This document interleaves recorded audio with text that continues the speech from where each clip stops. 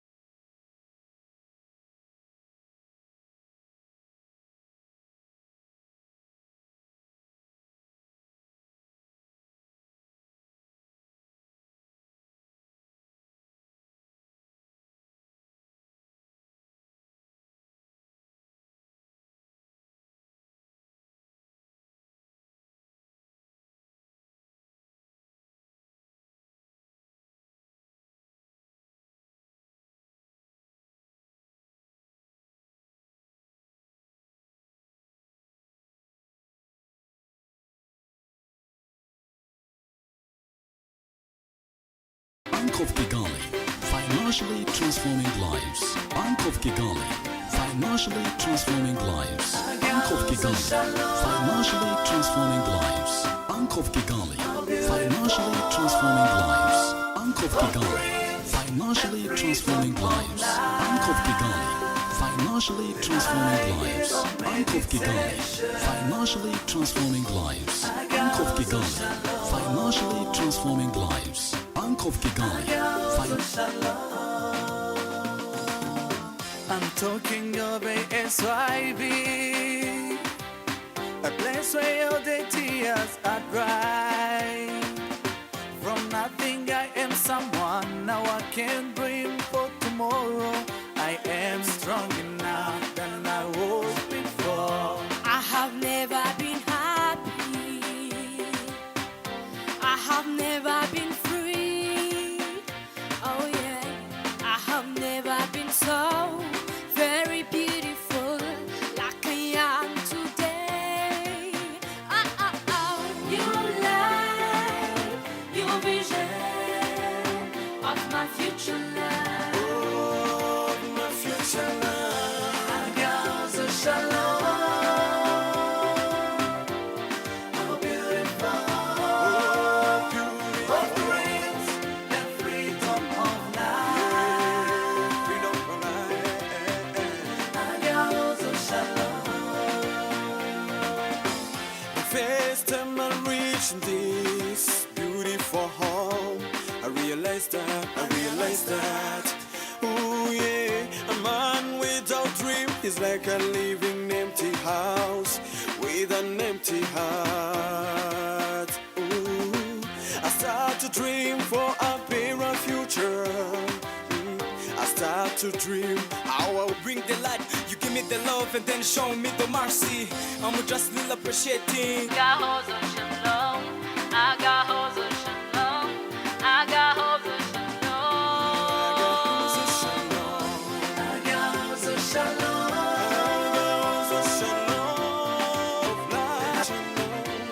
May I go through with you, our dreams will come true. You are the best for me and this true. You are really giving us the ability. See how you giving us opportunity. For sure you the best for me, beautiful praise. Don't only you the first in this place. It's your boy in Beyato Asyv. God bless you. Njewe nashizeho V G Asyv. Njewe nashizeho V. Your light, your vision of my future life. Oh, my future love. Your light, your vision of my future life. Oh, my future love. Agahozo-Shalom. Oh, beautiful, of dreams and freedom of life. Freedom of life. Life is on meditation. Shalom. Agahozo-Shalom. Agahozo-Shalom. Oh, beautiful, of dreams and freedom of life. Life is on meditation. Agahozo-Shalom. Agahozo-Shalom. Your light, your vision of my future life. Oh, my future love. Your light, your vision of my future life. Oh, my future.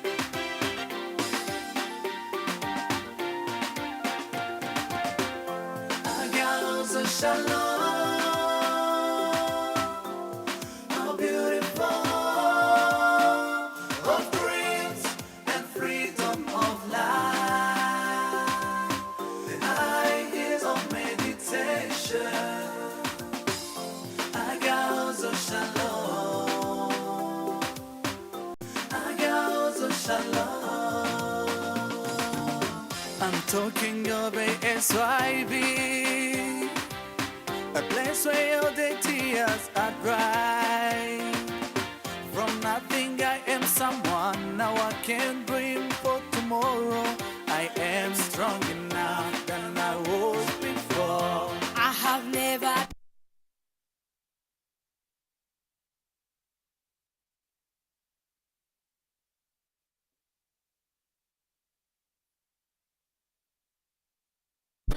like I am today. Your light, your vision of my future life.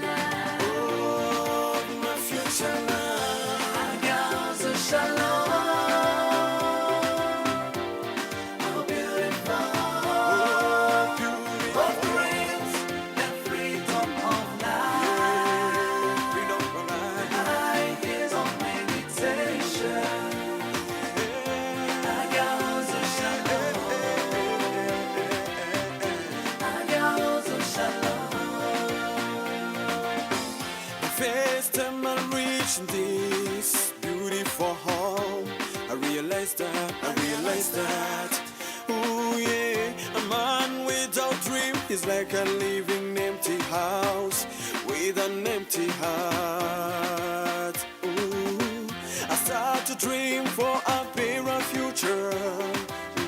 I start to dream how I'll be a real man. You are the one who I think you are at the time. You are my first little model over the world. I was the dark, but you bring the light. You give me the love and then show me the mercy. I'm just little appreciating. And you take the breath from our God. Agahozo-Shalom, Shalom, Shalom. Generous peace.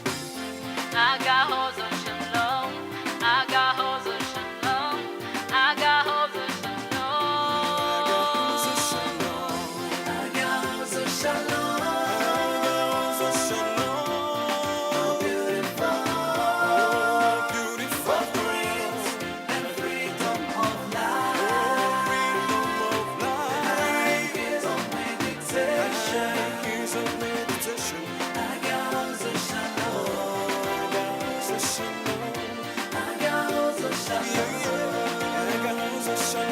Agahozo-Shalom, our beautiful home. The same form, the way I go through. With you, our dreams will come true. You were the best for me, and this true. You were really giving us the ability. See how you giving us opportunity. Hello. Thank you very much. So there is a documentary filming that is going on. So if you don't want to be a part of it, please inform the cameraman not to include you. Thank you. Hari documentary bari gufilima, so niba udashaka kuba filmed, ubibwire mu kameramani ntagukamere. Murakoze.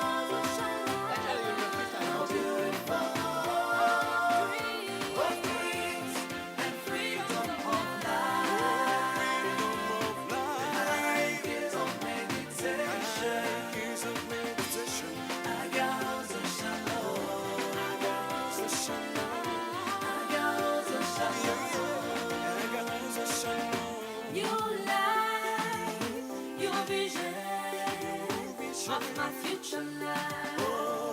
Of my future life.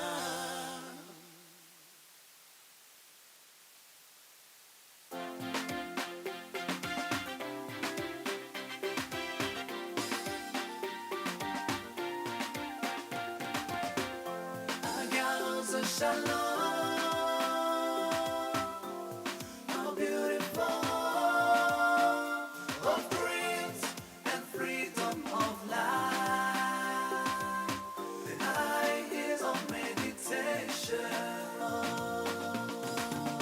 I'm talking of Asyv, a place where all the tears are dry. From nothing I am someone, now I can dream for tomorrow. I am strong enough than I was before. I have never been happy. I have never been free. Oh yeah, I have never been so very beautiful like I am today. Your light, your vision of my future life. Of my future life. Agahozo-Shalom.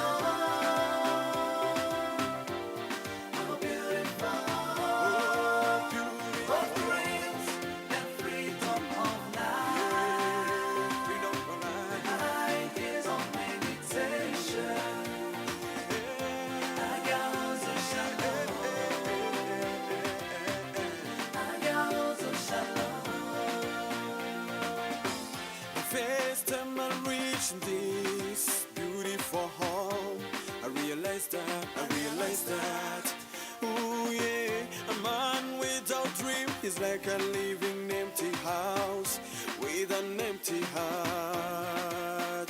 Ooh, I start to dream for a better future.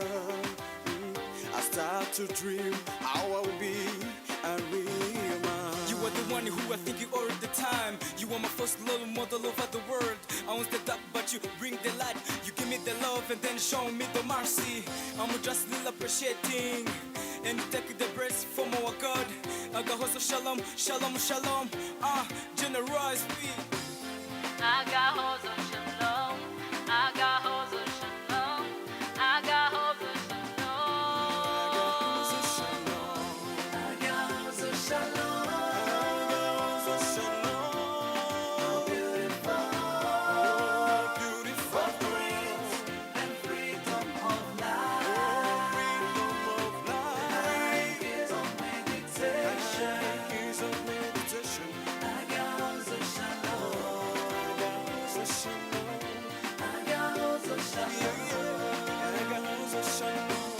is true. You are really giving us the ability. See how you giving us opportunity. For sure you the best for me, beautiful praise. Don't tell you the first in this place. It's your boy in Beyato Asyv. God bless you. Njewe nashizeho V. G. Asyv. Njewe nashizeho V. You light, your vision of my future life. My future life. You light, your vision of my future life. My future life. Agahozo-Shalom, how beautiful, what dreams and freedom of life. Life is on meditation. Agahozo-Shalom, Agahozo-Shalom, Agahozo-Shalom, how beautiful, what dreams and freedom of life. Life is on meditation. Agahozo-Shalom,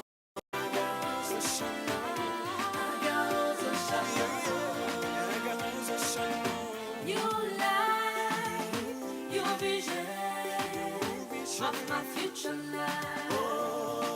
My future life. You light, your vision of my future life. My future life.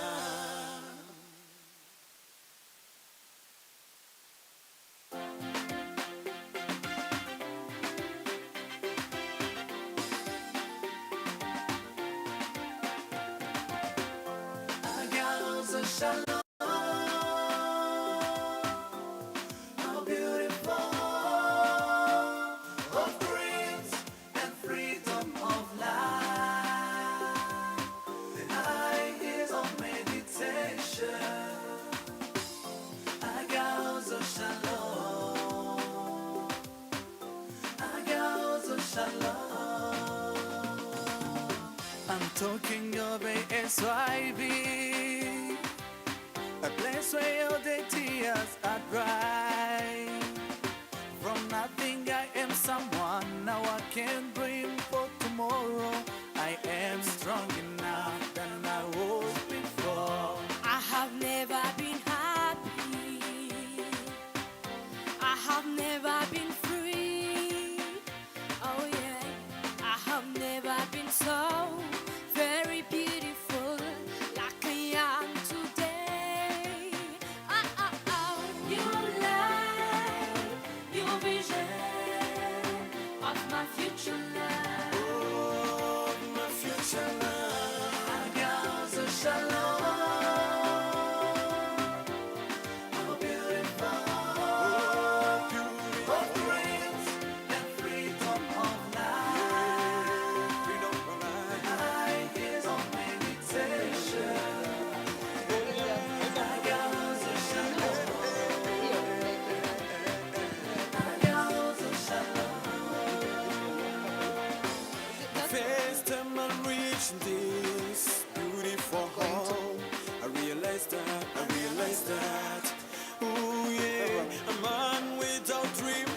can live in empty house with an empty heart. Ooh, I start to dream for a better future. I start to dream how.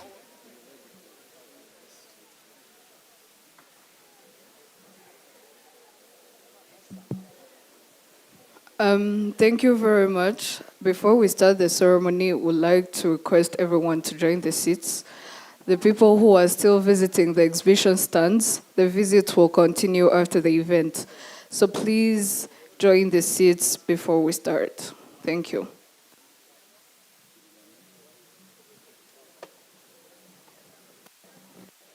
Mu gihe twegereza gutangira ikirori turagira ngo dusabe abantu bakiri inyuma kugira ngo baze mu byicaro. Abantu bakiri inyuma baze bafata ibyicaro, ibindi bikorwa birakomeza nyuma. Murakoze.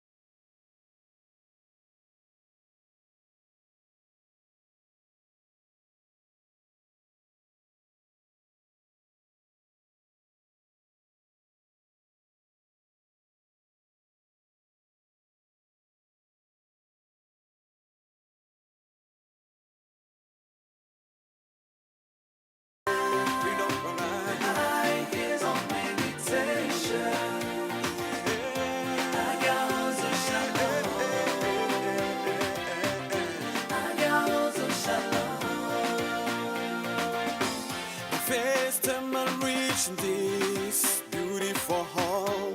I realized that, ooh yeah, a man without dream is like a living empty house with an empty heart. Ooh, I start to dream for a better future. I start to dream how I will be a real man. You are the one who I think you all the time. You are my first little model over the world. I was the dark, but you bring the light. You give me the love and then show me the mercy. I'm just little appreciating. nanone And you take the breast from our God. Agahozo-Shalom.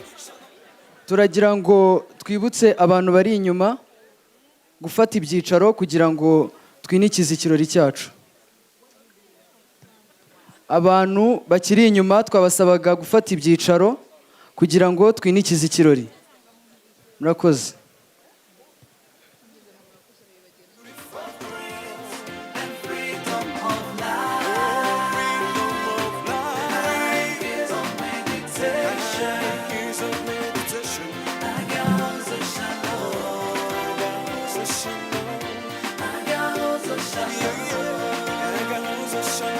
Agahozo-Shalom, our beautiful home.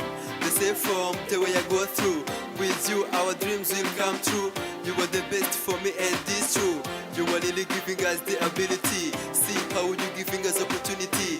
For sure, you the best for me, beautiful prince. Don't tell you the best in this place. It's your boy in Beyato, Asyv. God bless you. Njewe nashizeho V. G. Asyv. Njewe nashizeho V. You light your vision of my future life. Oh, my future life. You light your vision of my future life. Oh, my future life. Agahozo-Shalom. Oh, Beautiful. oh, beautiful. Of dreams and freedom of life. Freedom of life. Life is on meditation. Agahozo-Shalom. Agahozo-Shalom. Agahozo-Shalom. Oh, beautiful. Of dreams and freedom of life. Life is on meditation. Agahozo-Shalom.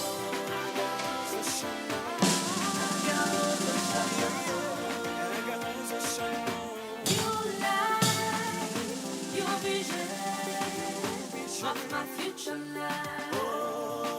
My future life. You light your vision of my future life. My future life.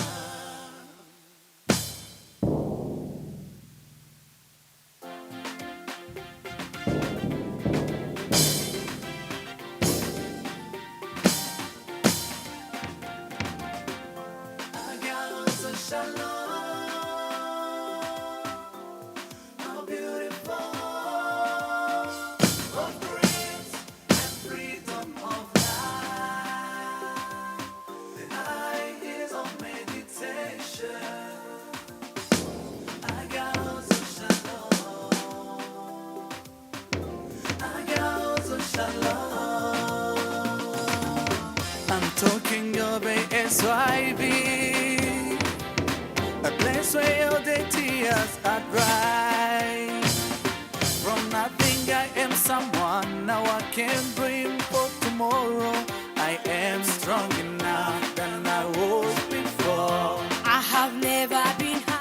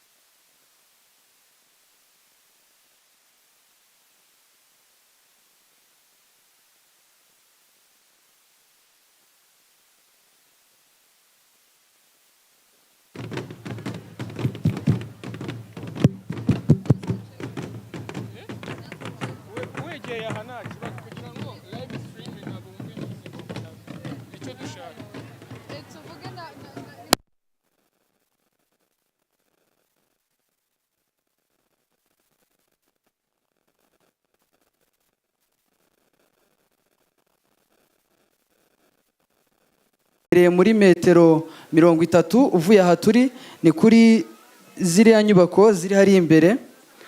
Ikindi kandi ni ukubibutsa gushyira telefone zacu muri silencieux. Murakoze.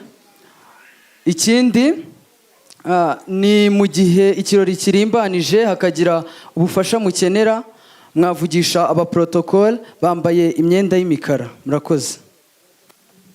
As we commence the ceremony, please be informed that there is a documentary taking place. So if you don't feel like being a part of it, please inform the cameraman not to film you. Ladies and gentlemen, good morning. A very warm welcome to each and every one of you.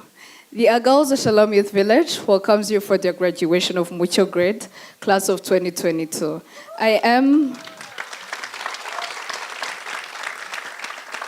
Wambaye Krediye, and I'm with Elisa niyo mwungeri, the host for this special occasion. Today, the graduates and their families are gathering here with us to celebrate the hard work, efforts, and achievements of our brothers and sisters that they have built over the past 4 years. So without taking much of the time, let's all stand up and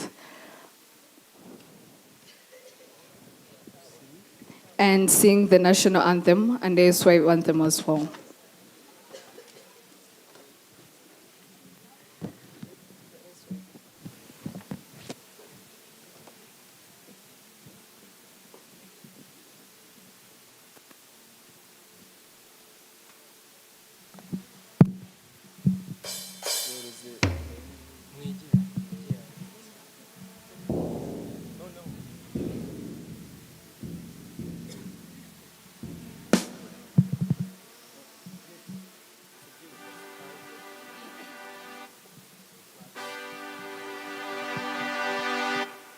Rwanda nziza gihugu cyacu huje imisozi ibiyaga n'ibirunga ngo byiduhetse gahoranisha reka tukurate tukuvuge ibigwi wowe utubumbiye hamwe twese abanyarwanda uko watubyaye berwa sugira singizwa iteka horana imana murage myiza ibyo tugukesha ntibishyikirirwa umuco dusangiye uraturanga ururimi rwacu rukaduhuza ubwenge umutima amaboko imbere ubutitsa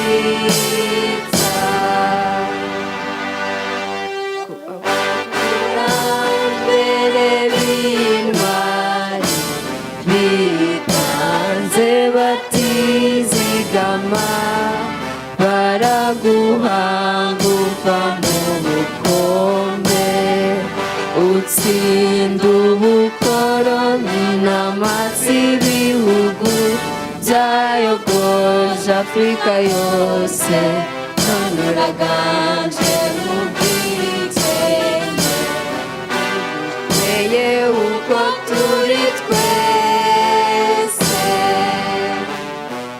komeza imihigo Rwanda dukunda duhagurukiye kukwitangira amahoro asabe mu badutuye wishyire wizane muri byose urangwe n'ishyaka utera imbere ubane umubano n'amahanga yose ijambo ryawe riguha ijambo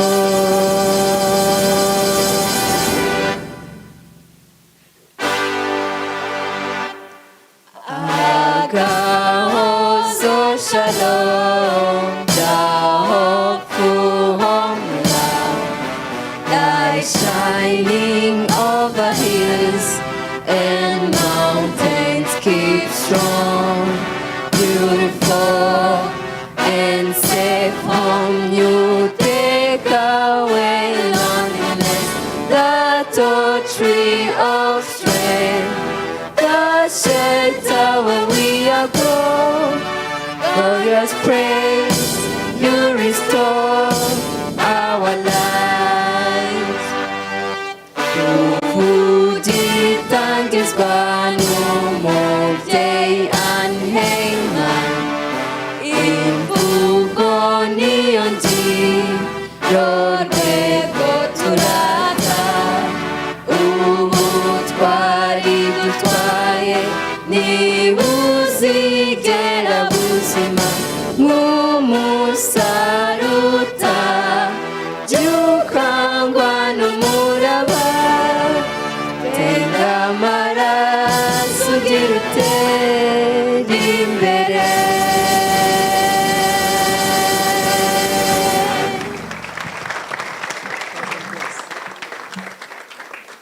Thank you very much. Without further ado, let's welcome the prayers. Prayers.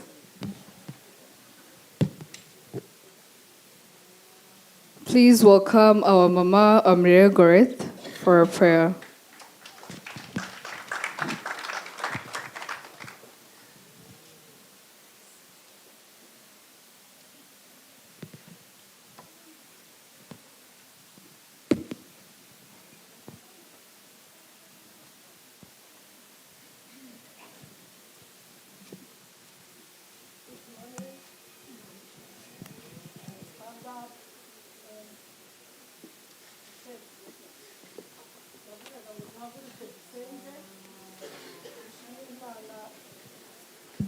dushimira Imana iduhaye uyu munsi tutaherukaga.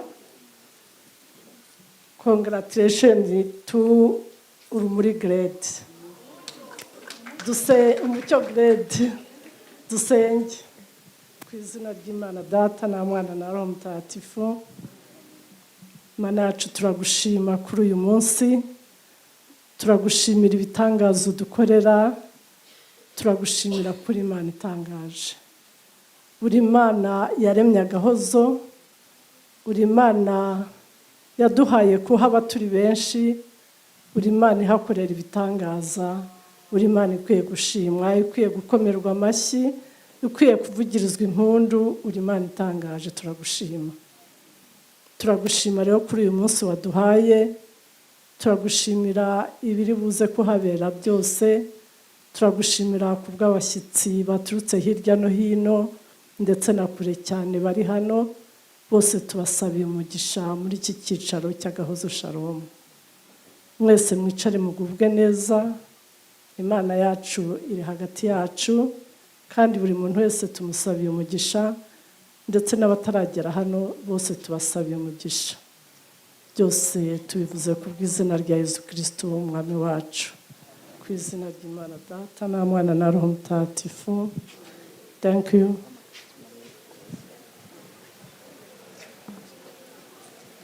Thank you. Thank you. Without taking much of the time, now let's continue with the next program, which we are going to call our big sister Samira and big brother Eric Kabiona to coordinate the activity. Thank you.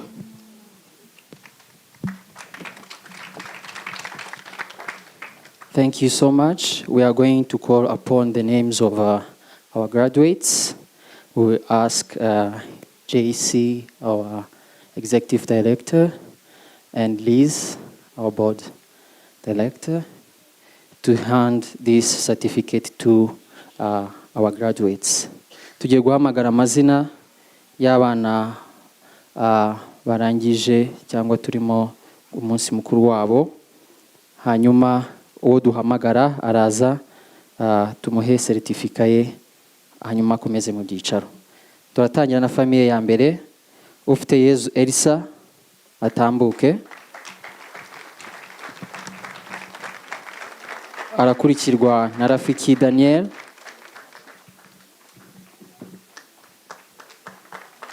Hakizimana Felicien.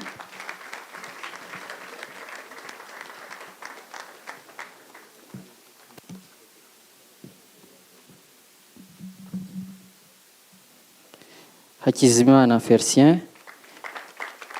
Giruwonsanga Alain.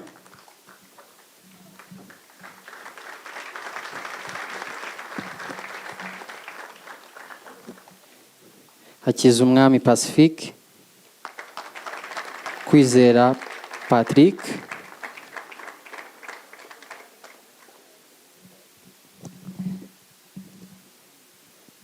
Byiringiro Joel. Byiringiro Josué. Kageruka Wilson. Izere Emile.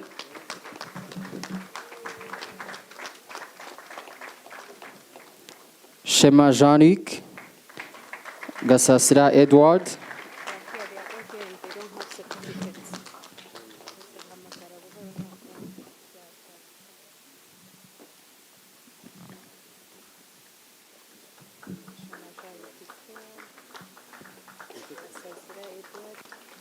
Shukur Pacifique. Musonera Man Jean de Dieu.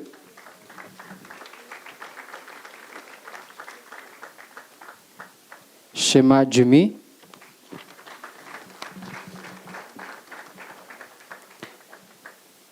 Mugisha Joseph.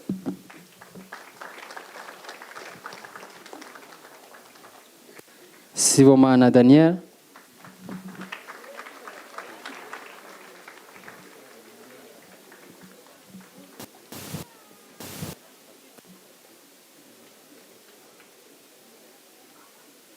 Hahuzayezu Rodri.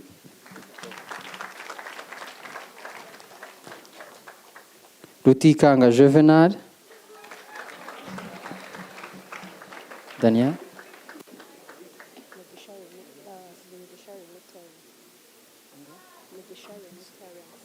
Mugisha Remitare.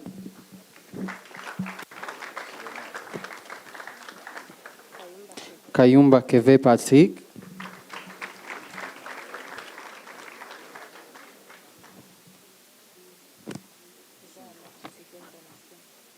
Vano Kienza Nassim.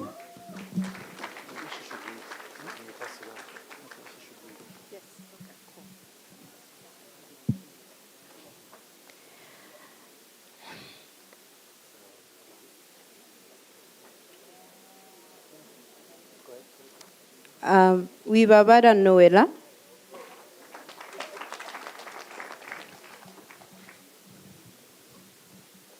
Dukundane Séraphine.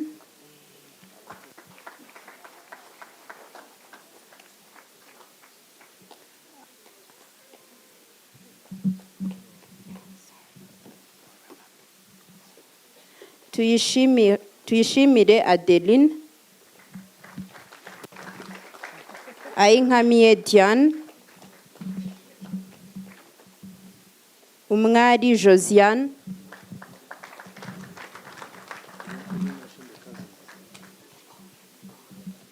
Cyuzuzo Sandrine. Uwingabire Kaline. Mukajambo Denise. Kenkwanzi Annette. Kamayenji Promise.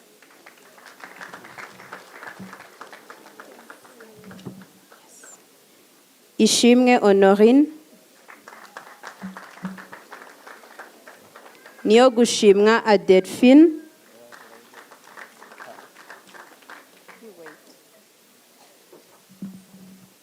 Ishimwe Kelly. Umutoni wa Se Fortune.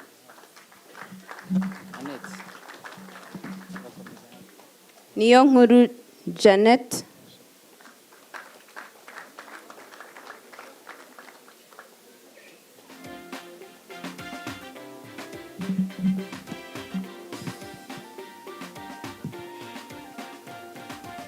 We also welcome their family mother and their cousins and their big siblings to come and take their seats. Cyuzuzo Nicole, Twambaze Justine, Ujeneza Joyeuse, Akimana Cynthia, Uwase Kedi Rita.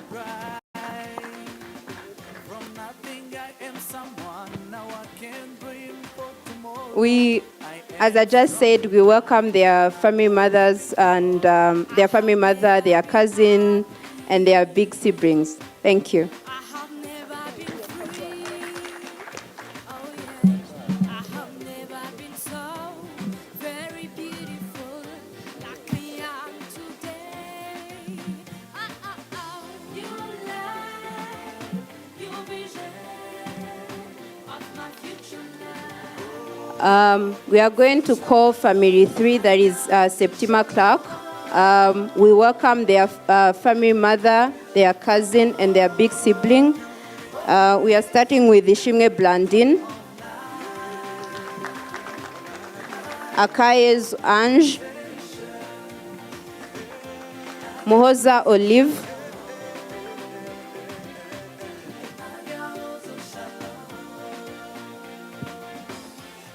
Hirwan Shuti Anita, Beautiful home. I realize that. Ooh, yeah. A man without dream is like a living empty house. With an Umuhoza Magnifique, I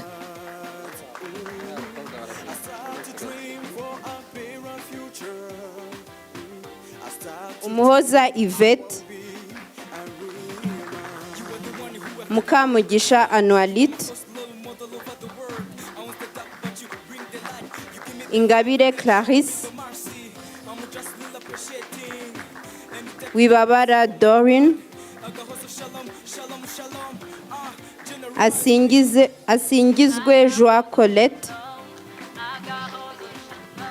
Abatesi Nadine, Tuyisenge Sifa,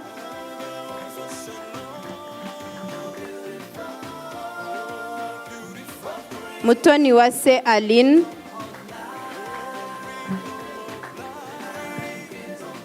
Uwera Rebecca,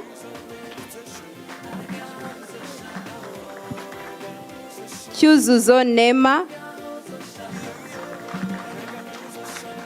Agahozo-Shalom, our beautiful home. Umuhoza Alice, Go through with you, our dreams will come true. You were the best for me, and this true. Kembabazi Justine, See how you giving us opportunity. For sure you the best for me, beautiful prince. Don't tell you the best in this place. It's your boy Imperator SYV. God bless you. Njyewe nashyizeho V. G. SYV. Irakoze Eunice Claria,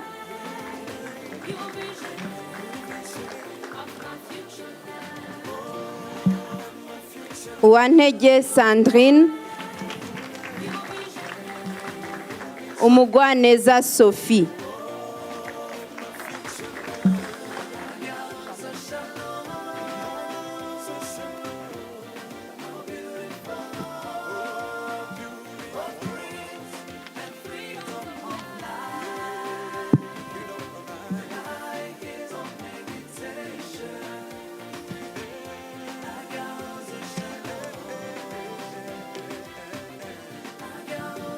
Big sibling, cousin, and family mother, we welcome you.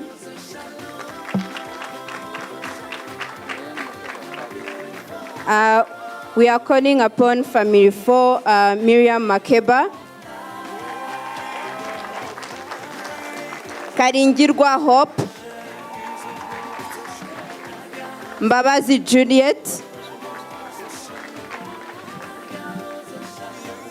Ingabire Clarisse,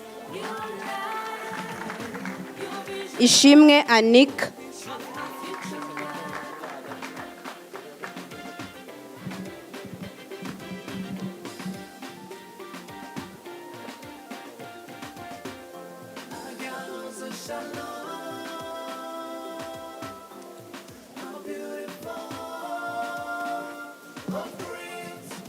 Ishimwe Ange,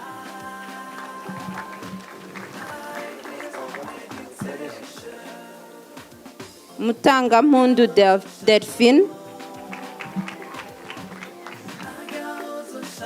Mariza Amiga Isabel, I'm talking of the Asyv, a place where all the tears are dry.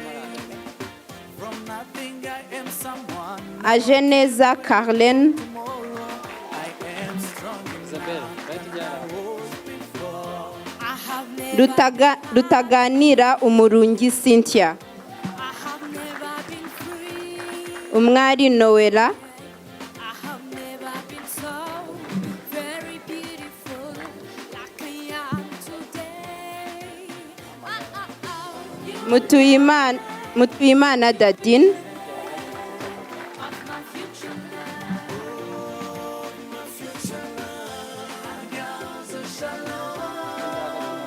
Uwambajimana Ephrasie,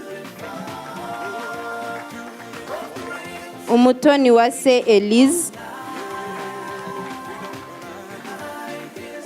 Teta Nshuti Ornella,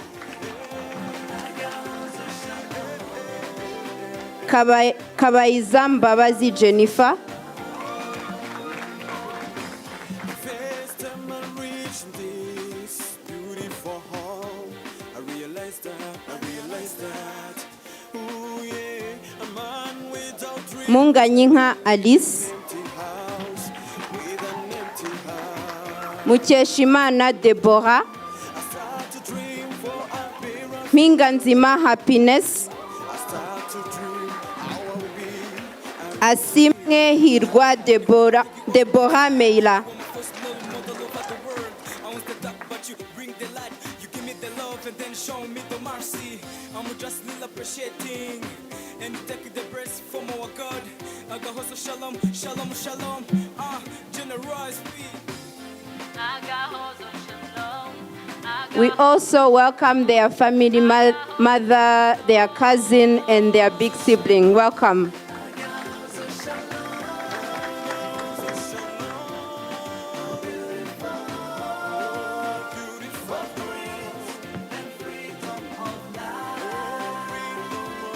We are going to welcome family 5, Sojourner Truth, Niyo Mukesha Patrici, Agahozo-Shalom, our beautiful home. The safe home, the way I go through. With you, our dreams. Nishimwe Clemence, You were the best for me, and this true. Uwase Yvette, Ability. See how you giving us Wera Alice, me beautiful praise. Don't tell you the first in this place. It's your boy in Bellator and Swiving. God bless you. Njewe na chizeho vi. Akariza Anik, Swiving. Njewe na chizeho vi. You light, your vision of my future life.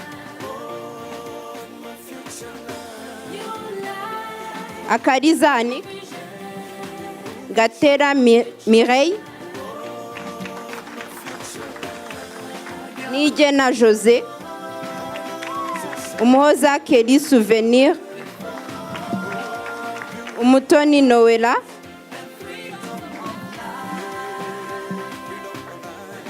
Uwamahirwe Diane,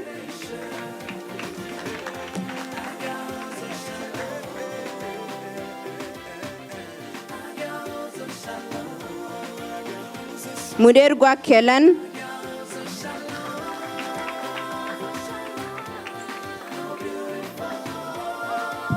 Ikirezi Karine,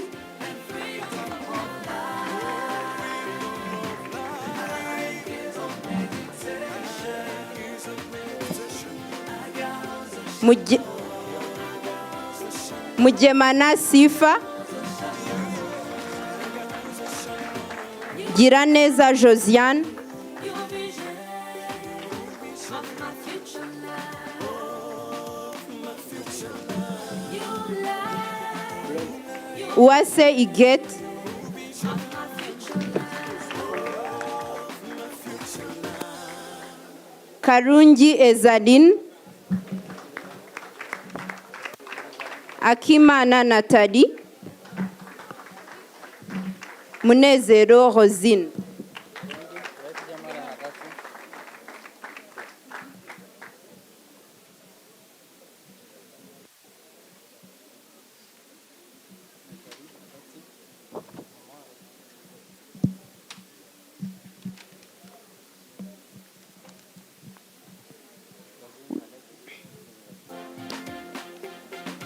We welcome their family mother, their big sibling, and their cousin.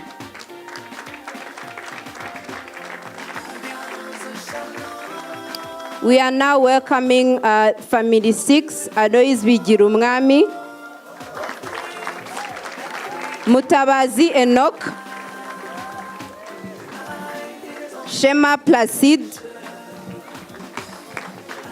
Nkurunziza Etienne, Irakoze Arnaud Kim,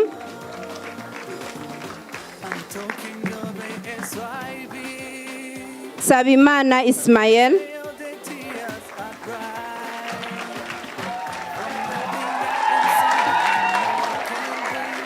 Iradukunda Kevin, Uwimpuwe Eric,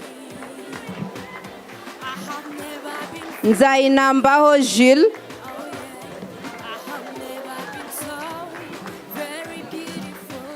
Ihimbazwe Felix,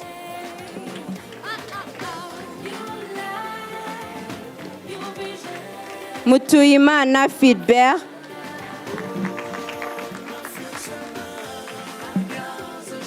Muvunyi Irene,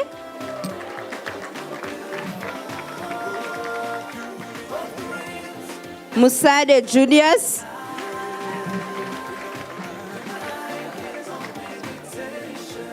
Ngoboka Gad,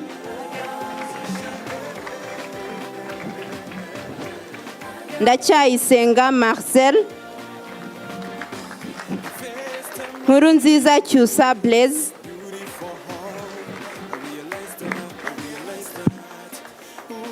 Mutijima Pacifique, Bagabo Alain,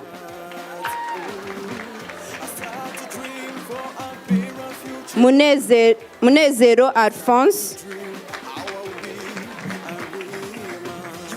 Ngenzi Eric, Ndisanze Serge,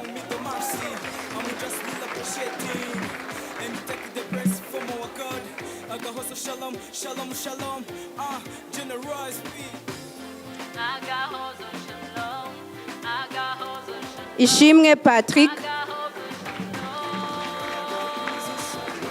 Shema Ludiri Victoire. Thank you so much. We welcome their family mother, their cousin, and their big sibling. We also welcome their psychosocial worker and their responsible. Thank you, thank you.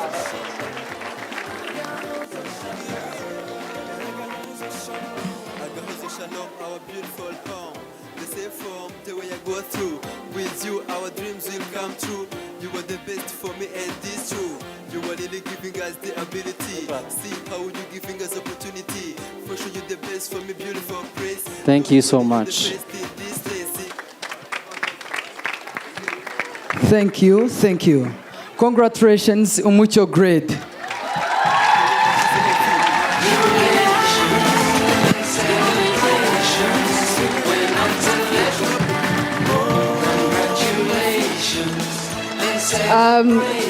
It wasn't an easy journey, but simply they made it. Congratulations, Umucyo.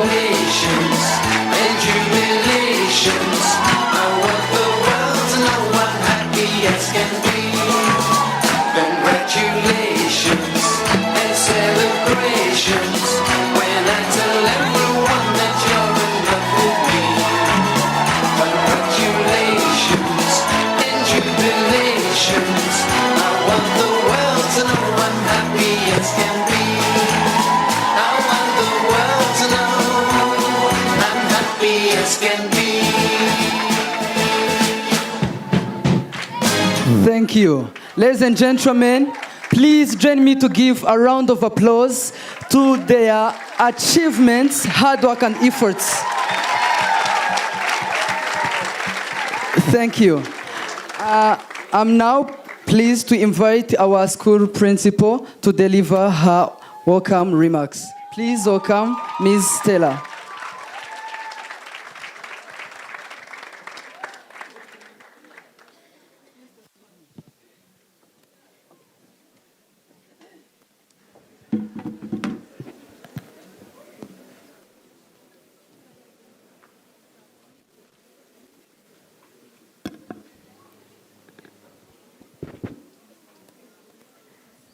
The guest of honor, Honorable Minister of State in charge of primary and secondary education, Honorable Governor of Eastern Province, Ambassador of the State of Israel to Rwanda, Mayor of Ramagana District, members of Eastern Province security organs, CEO, Bank of Kigali, Board Chair of Agahozo-Shalom Youth Village, board members of Asyv, Village Way Group, distinguished guests, our graduates, class of 2022,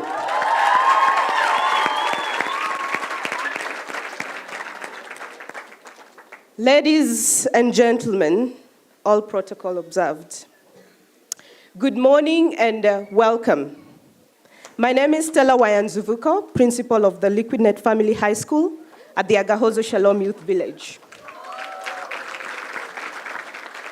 It is with great pleasure and honor to welcome you all to the Asyv 10th graduation ceremony of Umucyo grade class of 2022.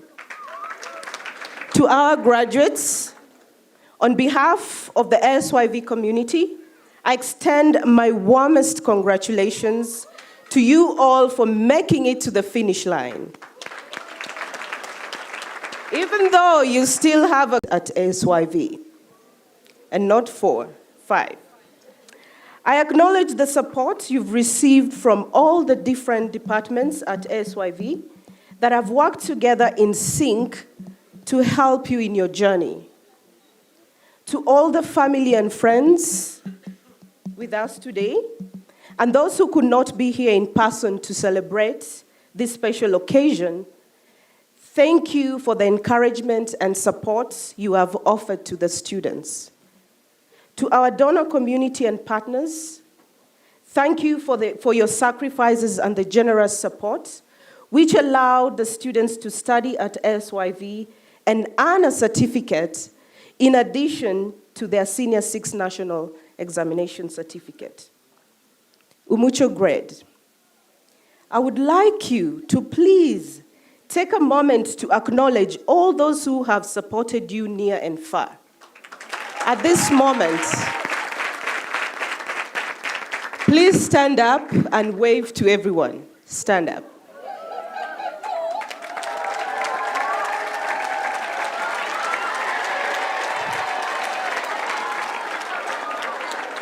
Thank you so much. You may have a seat.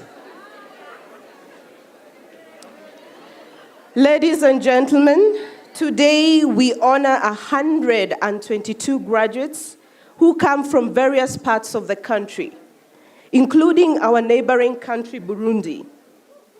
Looking at these students' journey and life experiences, there can be no doubt about Agahozo-Shalom Youth Village's commitment to heal, to educate, and empower vulnerable and orphaned youth to build dignified lives and make a positive impact to the world. Umucyo grade, we are here today to celebrate your achievements. You are about to join the great alumni family of your older brothers and sisters and leave a great historic legacy of your grade.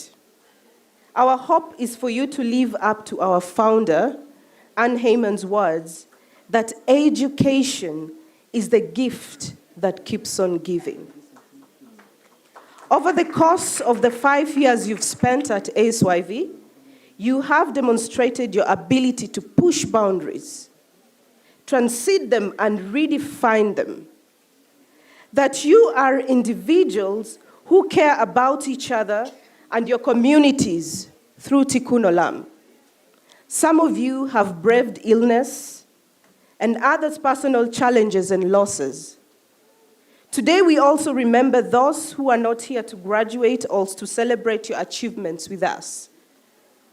To get to this point, you worked hard at your studies in your different subject combinations. You participated in EPs and LEAP activities, and now you're ready for your next phase in life. And as your next journey begins, my hope is that you will continue to serve and empower others in your own way and live in the spirit of ASYV. Inspired by all those who have gone before you, your legacy will live on. Today is a moment to reflect how you spent your time at ASYV and how you will leave ASYV. As you step out of ASYV, remember to pay it forward. Our goal is for graduates of ASYV to enter the world as responsible, active citizens who are committed to making the world a better place. This is our heritage, and we should carry it with pride. Congratulations, Umucyo grades.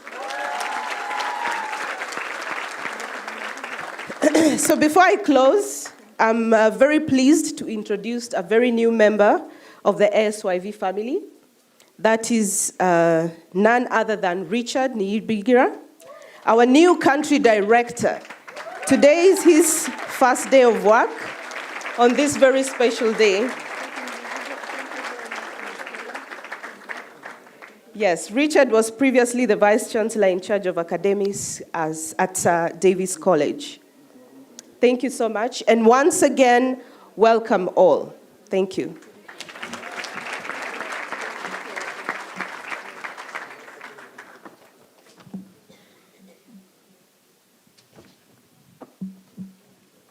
Thank you very much, Ms. Stella. A round of applause to her.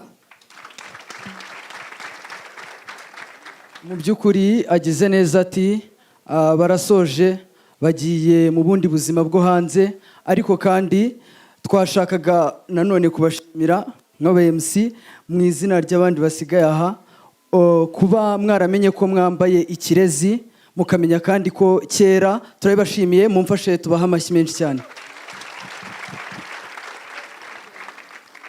Indeed, this shouldn't be the end of the journey.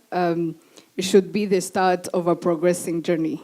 So you're coming for the next life, so please use the traits that you get from here, which will help you outside. So without taking much of the time, I'm honored to invite the remarks from a guardian. Thank you.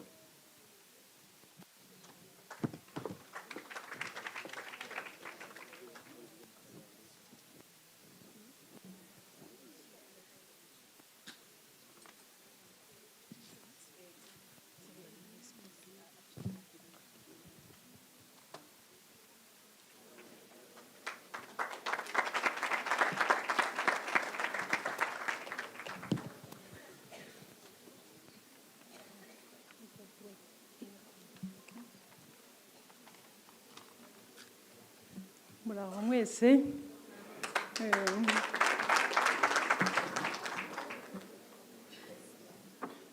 Ndi umwe mu babyeyi baje kwizihiza uyu munsi mwiza.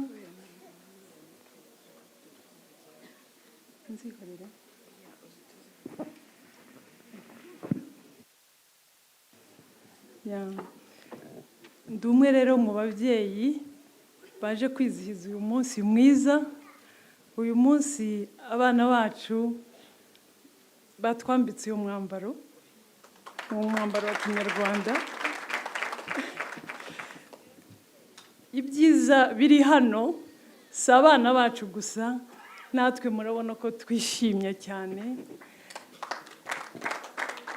tukaba tubishimira Imana bwa mbere, ubwa kabiri tugashima umuyobozi w'iki gihugu nyakubahwa Paul Kagame n'umufasha we Jeannette badufashije bakatuha iki gihugu cyiza, bakadukorera connection n'aba bantu baje kudufasha kugira ngo abana bacu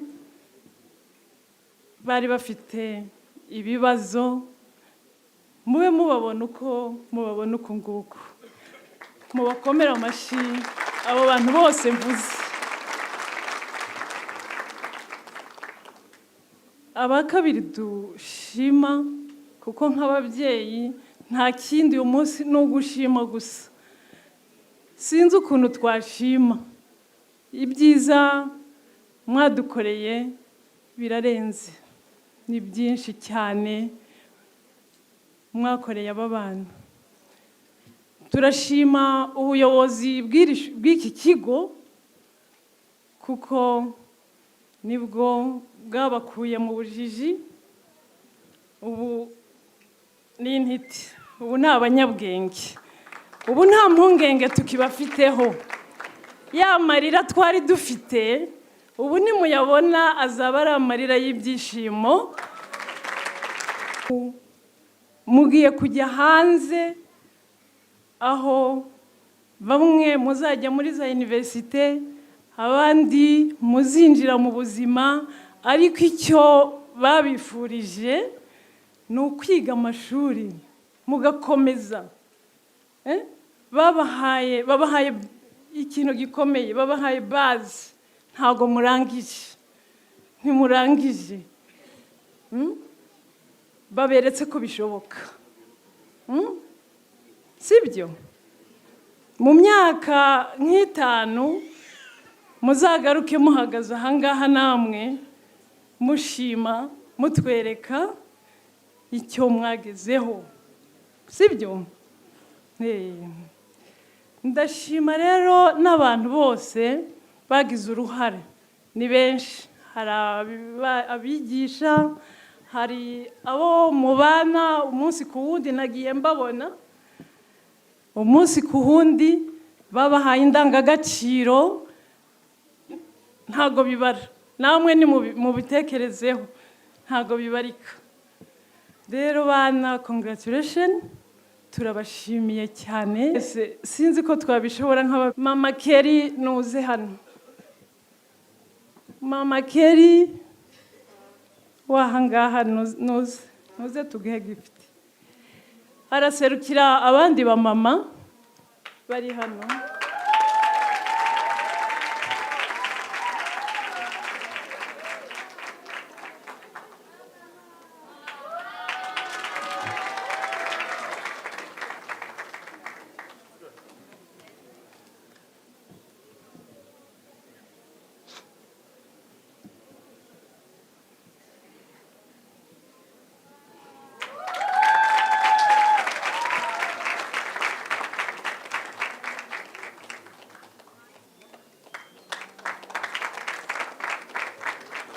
Mama Jeanne,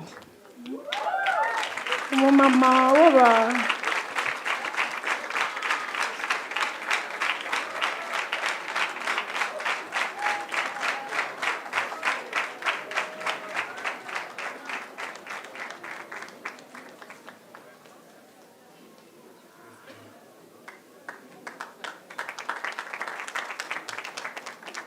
ndasaba n'umuyobozi w'iri shuri,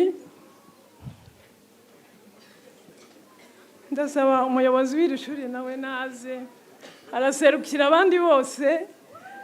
Ni nk'iki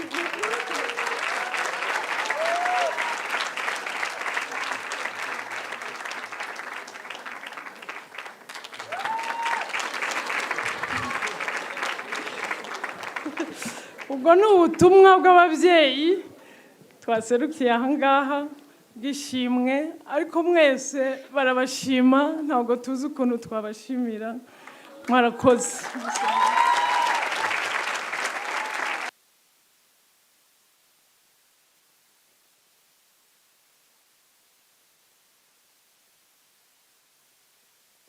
amashyi menshi cyane ku mubyeyi wacu. On behalf of the guardians, abivuze neza, she can't express their gratitude for all the Agahozo has done for both their children and the parents as well. Thank you very much, Agahozo-Shalom, for being a giver to a beggar and for being a parent to the orphan. So without taking much of the time, I now welcome our Dean of Students, Mr. Kaboyo Julius, to honor the class of 2022.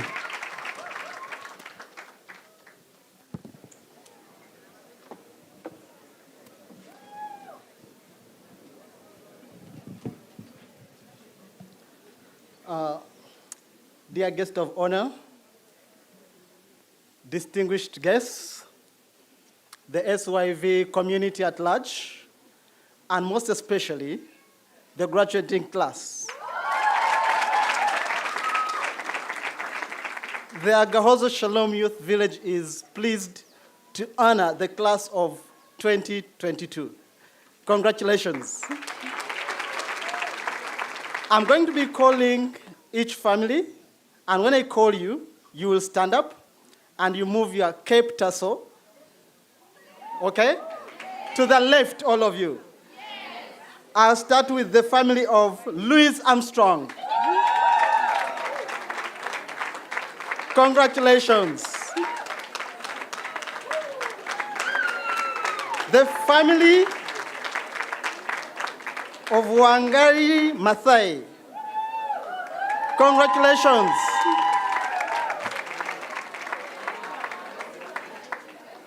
The family of Setima Clark. Congratulations. The family of Miriam Makeba. Congratulations. The family of Sojourner Truth. Congratulations. The family of Alois Vigilimwami. Congratulations, you are now officially graduates and alumni. Thank you.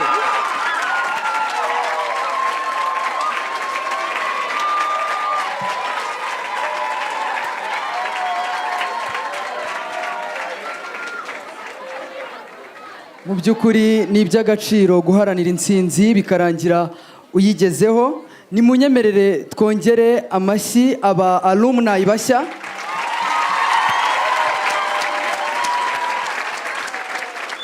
Umunyarwanda yabivuze ukuri ati uwitonze akamishashi. Ntabwo byari byoroshye mu by'ukuri, byari bigoye, ariko kandi uwakotanye agaharanira ko urugendo yatangiye rusoza amahoro ni ugera ku ntsinzi. Amashyi menshi cyane nanone ku alumni bashya. Credia rero ngira ngo urabibona turi kuva mu bwiza tujya mu bundi, ngira ngo urabibona ko amata arimo aragenda abyara amavuta. Ibyo turabyemeranya Welisa.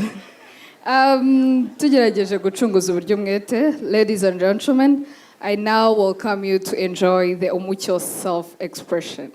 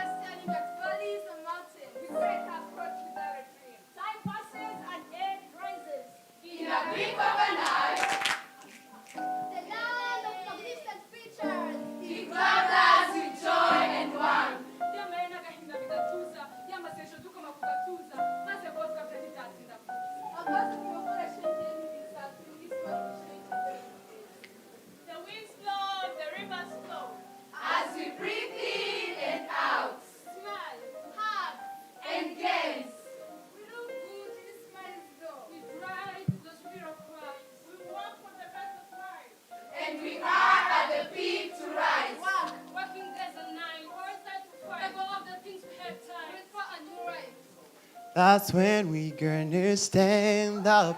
Take our people with us. Together we are going to our new life. We can feel it in our hearts.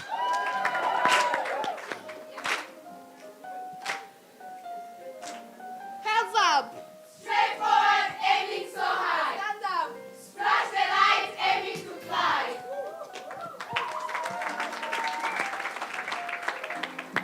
When our hearts could be bleeding, sharing was caring. Experiences and hugging helps wounds in healing. There is a music and melodic touch, and the green hill strengthen our bond.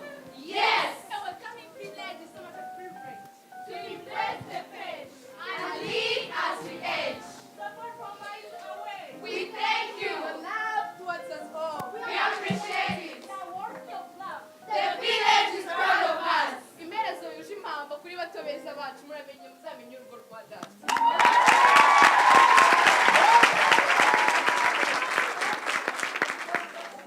There is a road to pick. Demand and patience.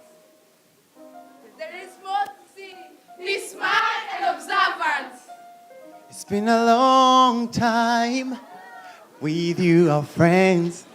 And we tell you all about it when we see you again, when we meet again.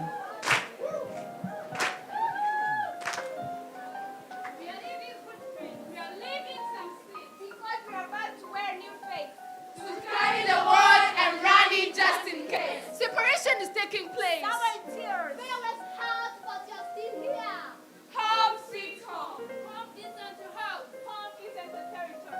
Home is people, and where we belong. Family gave birth to me, to fly and make the dreams come true. Our tears of joy can explain his heart. We are family. Une famille pleine de l'amour, l'humilité et la générosité. Une famille pleine de la joie et la paix. Notre foi qui nous aide, nous garde. Oh, notre famille. Before us, we have to do the laughing flow after we express what family means to you.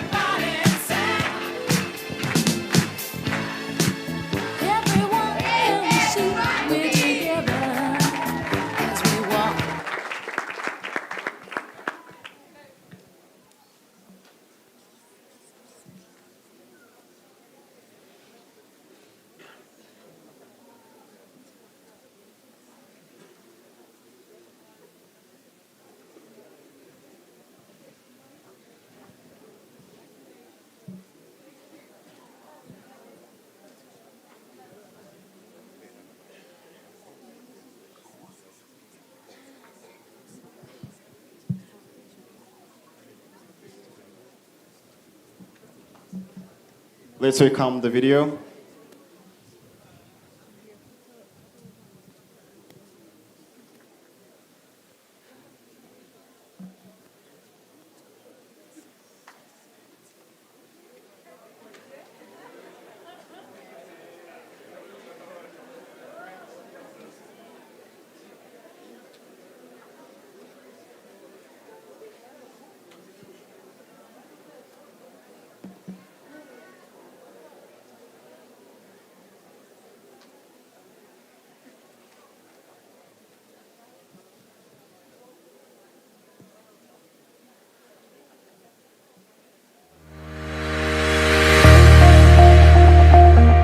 On the 28th December 2017, Umucyo grade was welcomed in Agahozo-Shalom Youth Village.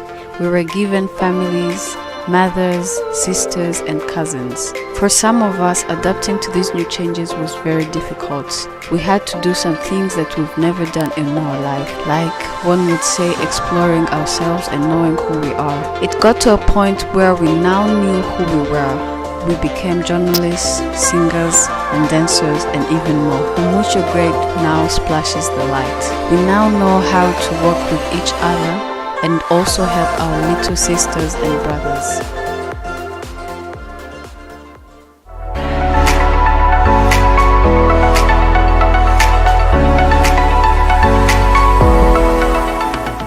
name is Deborah Muteshimana and I am the former president of Media Club.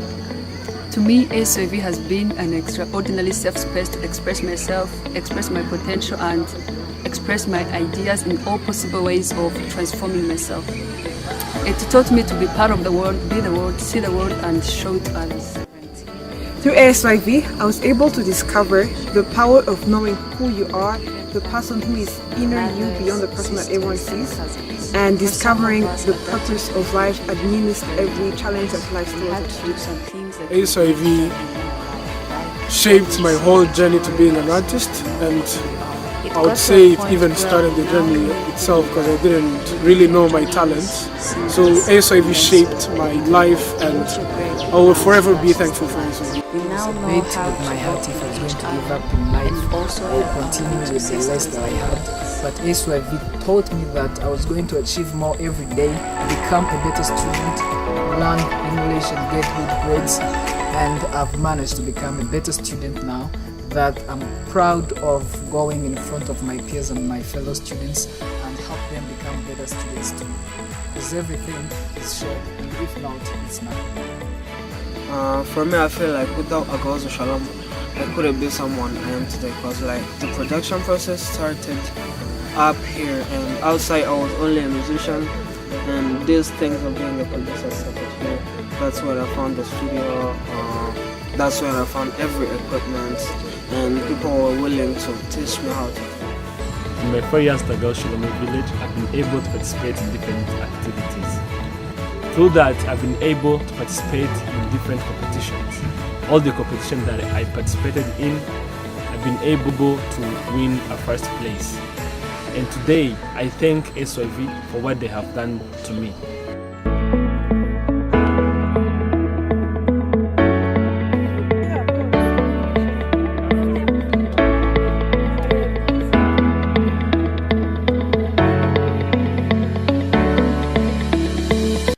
We're here for your love and care. True love, if I say that we live a bad life, then I'm living paradise. God, thanks for all. It's all a family, the family we get for life. God bless all your hands, always for us. Mama smiles and the smile brothers come for the joy. Sisters, we're together, so grateful. You've been a blessing to us home. You dried our tears, there were no more cries. You will stay in our hearts to worship me, yeah. Now we have a future in our hands, join our hearts forevermore. Splash the light in the world to pay for it.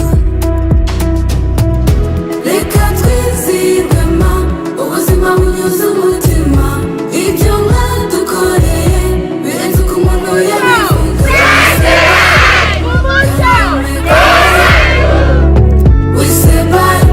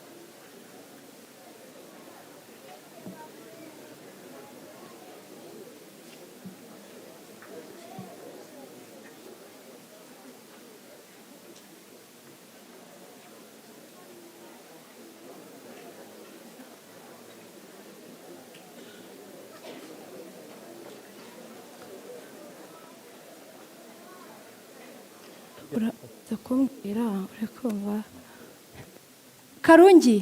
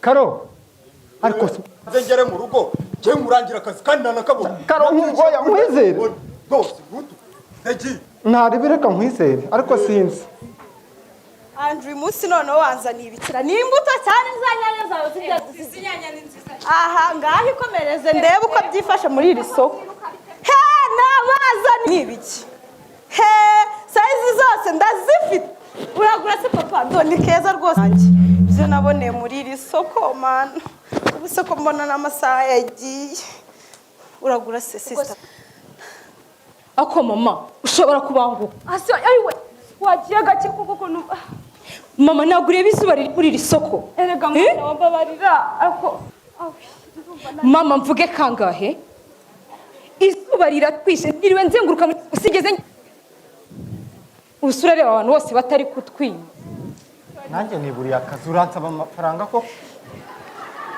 ntabwo waduhaye ejo bundi nitumiyeho imashini 20 turabasaba komeza umbwire mama kira dore baraduhaye ubu wabona ba bagabo baje bakanyataka ngo imisoro nta n'ikintu na kimwe nabonye muri iki gitondo mana yanjye mama umeze neza Before SYV, our lives before SYV were absurd. We were wandering around and we didn't know where we belong. Hunger defined our lives. Conflicts, sleepless nights, wondering what tomorrow will be. Mama narakubwiye. Sinumva impamvu utaguma mu rugo. Uri kunyura bizi. Niyo mpamvu naretse ishuri ngewe gake gashoboka kugira ngo mbite nk'umuryango wanjye ko ntabwo mubiha agaciro ntabwo byumva. Uretse wenda arambiwe kubyumva. Hana wanjye ni mumbabarire. Reka mbagira ngo mbafashe. Ntabwo nareka mujya ku isoko mwe. Nubwo nabona ariko ndagiye. Nagira ngo nkore ikintu cyose cyatuma dufasha umuryango twese. Umva uyu ni mama ariko wowe uvuga ibyo guhera uyu munsi uzunsimba. Our parents couldn't be able to fund us basic needs, no education, no ecstasy, nor affordance. ako se mana yanjye nacumuye iki mana yanjye ntaruha rwose ariko papa uyu munsi rwose ntaganyira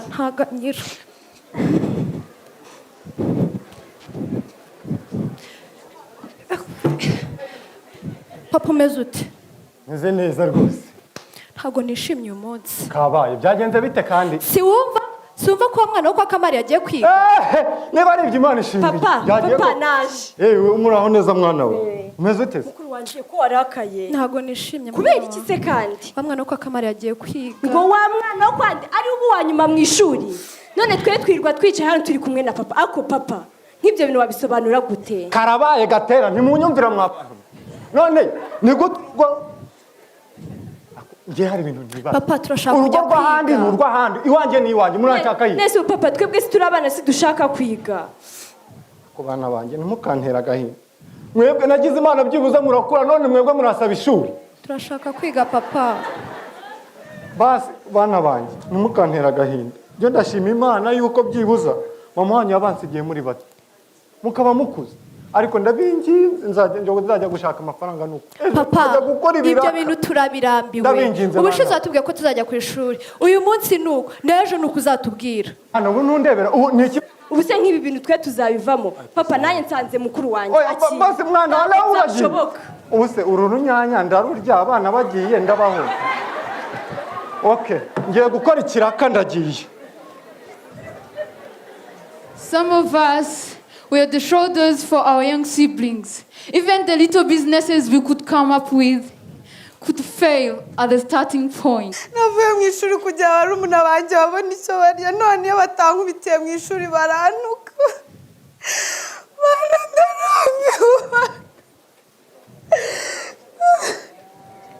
Of excitement. We were asked questions, we were hugged, and we found smiles that we didn't know exist.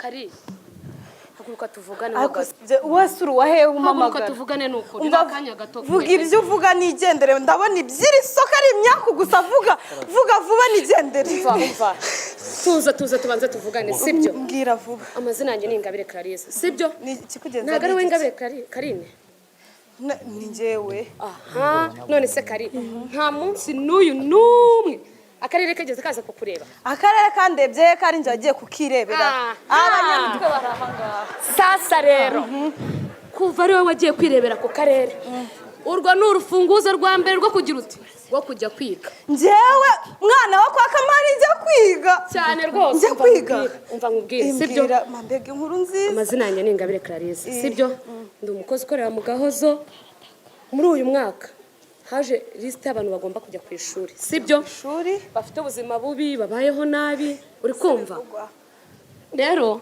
niyo mpamvu twebwe nk'Agahozo twavuze ati uw'Ingabire Karine nase ngiye kwiga muri uku kwezi kwa munani ntumbwire mana yanjye agomba kujya ku ishuri fasha nwereke umva ni uku kwezi konyine ugahita ugenda kwiga no mana yanjye mama nishima bitsinde mana yanjye sibyo umbwiriza ni ukuri bizagenda ubwiriza rwose sibyo ni ukuri pe mana yanjye busa koko iyo t-shirt nkwambitse umunsi wo kuza ku ishuri uzaza uyambaye uri kumva byari se cyagiye wambwiye se uku kwezi kugiye mana we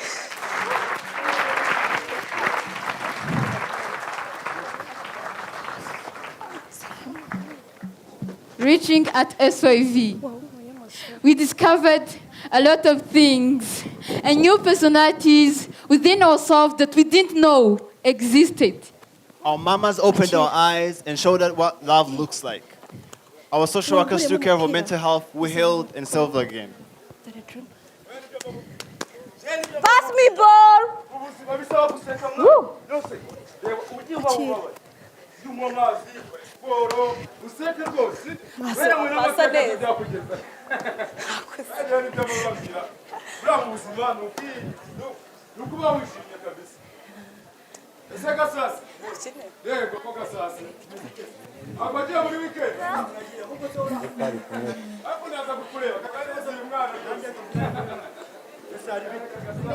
Umeze neza cyane amasomo aragenda imibare se yakunaniye gusa imibare rero icyo ikamubwira ikisa bisaba gukora cyane isomo ryose bisaba gukora cyane wandika usoma ibintu byose ubikora sibyo ubundi ubufasha bwose uzakenera gahunda We discovered a lot of talents. Photography,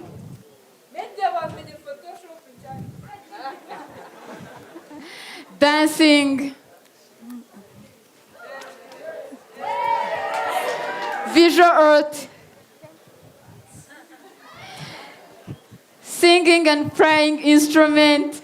I am strong, I can work, I am great, I can talk, I am able to take off the pain in my heart, all the pain in my heart. I am strong, I can work, I am great, I can talk, I am able to take off the pain in my heart. Sports and so forth. Ako uyu munsi nawe watinze mu myitozo urakabye. Ako se nawe kurangira ntumbwire. Umunsi kwacu turamukosora. Cyese tumukosora. And when we get home, our guardians are so proud of us. We're able to make a change and leave this world a better place.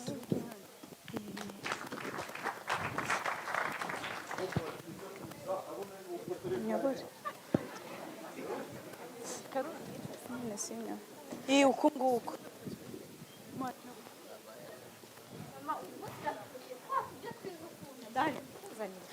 Mukanumvisha amamesa.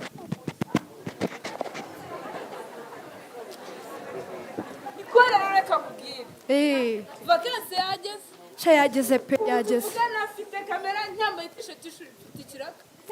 Courage nanjye ko ndagifite. Nawe nsubize mama wawe.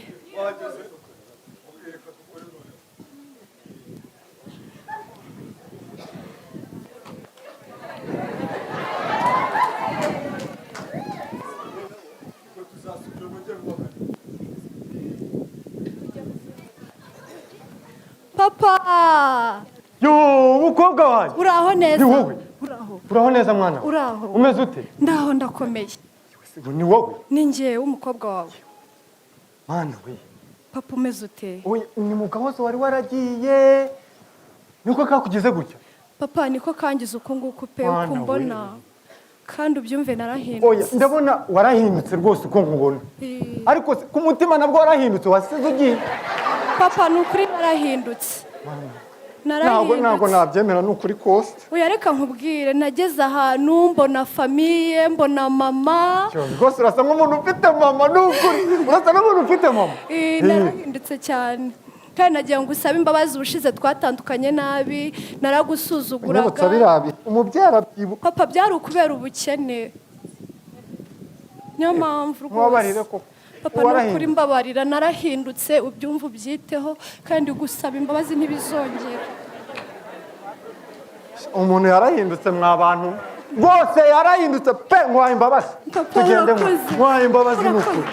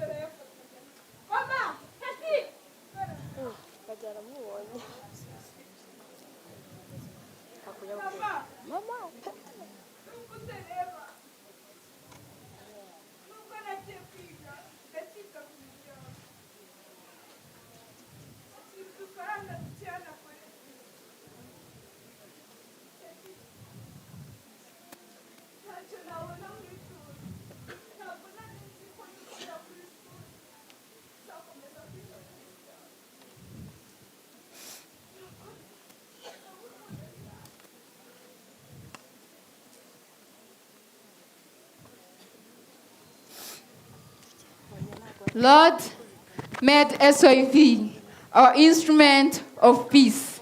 Where there was hatred, There's now love. where there was darkness, There's now light. where there was doubt, There's now faith. where there's despair. There's now hope.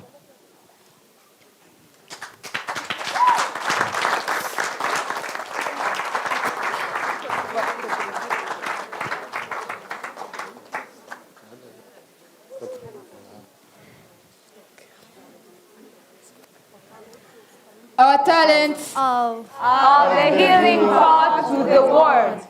Thank you, Asyv. Genau. papa we macu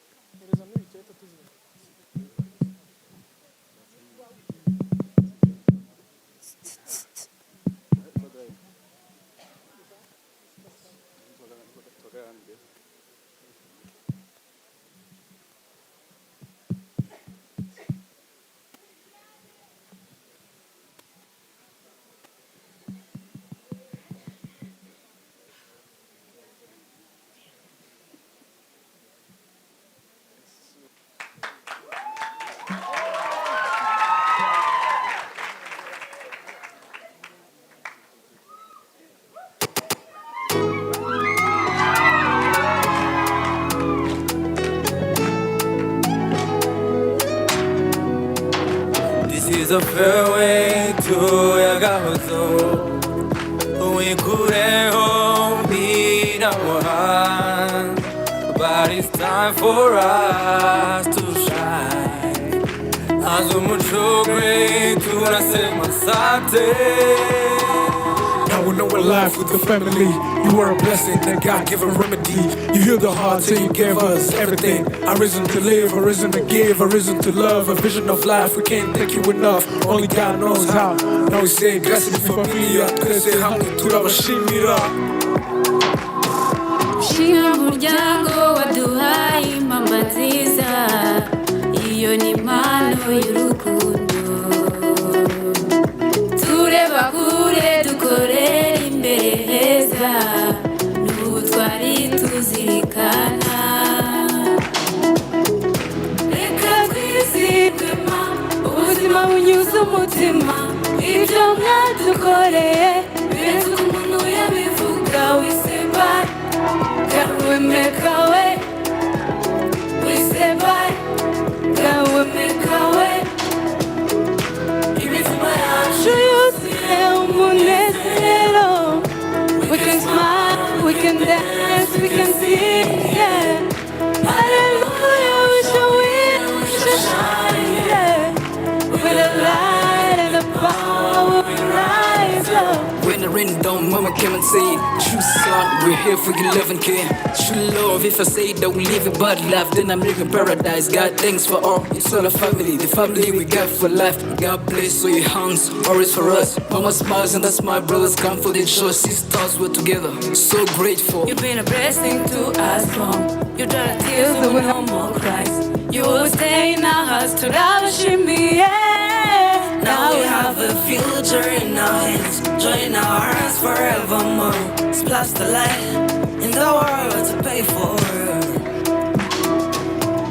Reka twizigama ubuzima bunyuze umutima, ibyo mwadukoreye birenze uko umuntu yabivuga. We say bye, can we make our way? We say bye, can we make our way? Imitima yacu yuzuye umunezero. We can smile, we can dance, we can sing, yeah. Hallelujah, we shall win and we shall shine, yeah. With the light and the power we rise up. Imitima yacu yuzuye umunezero. We can smile, we can dance, we can sing, yeah. Hallelujah, we shall win and we shall shine, yeah.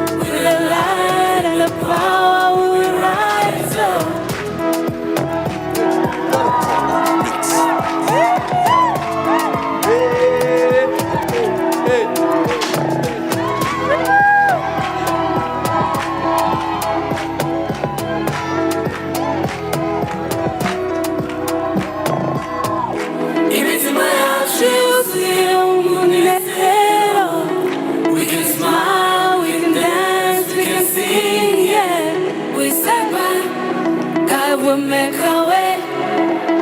We say bye, God will make a way.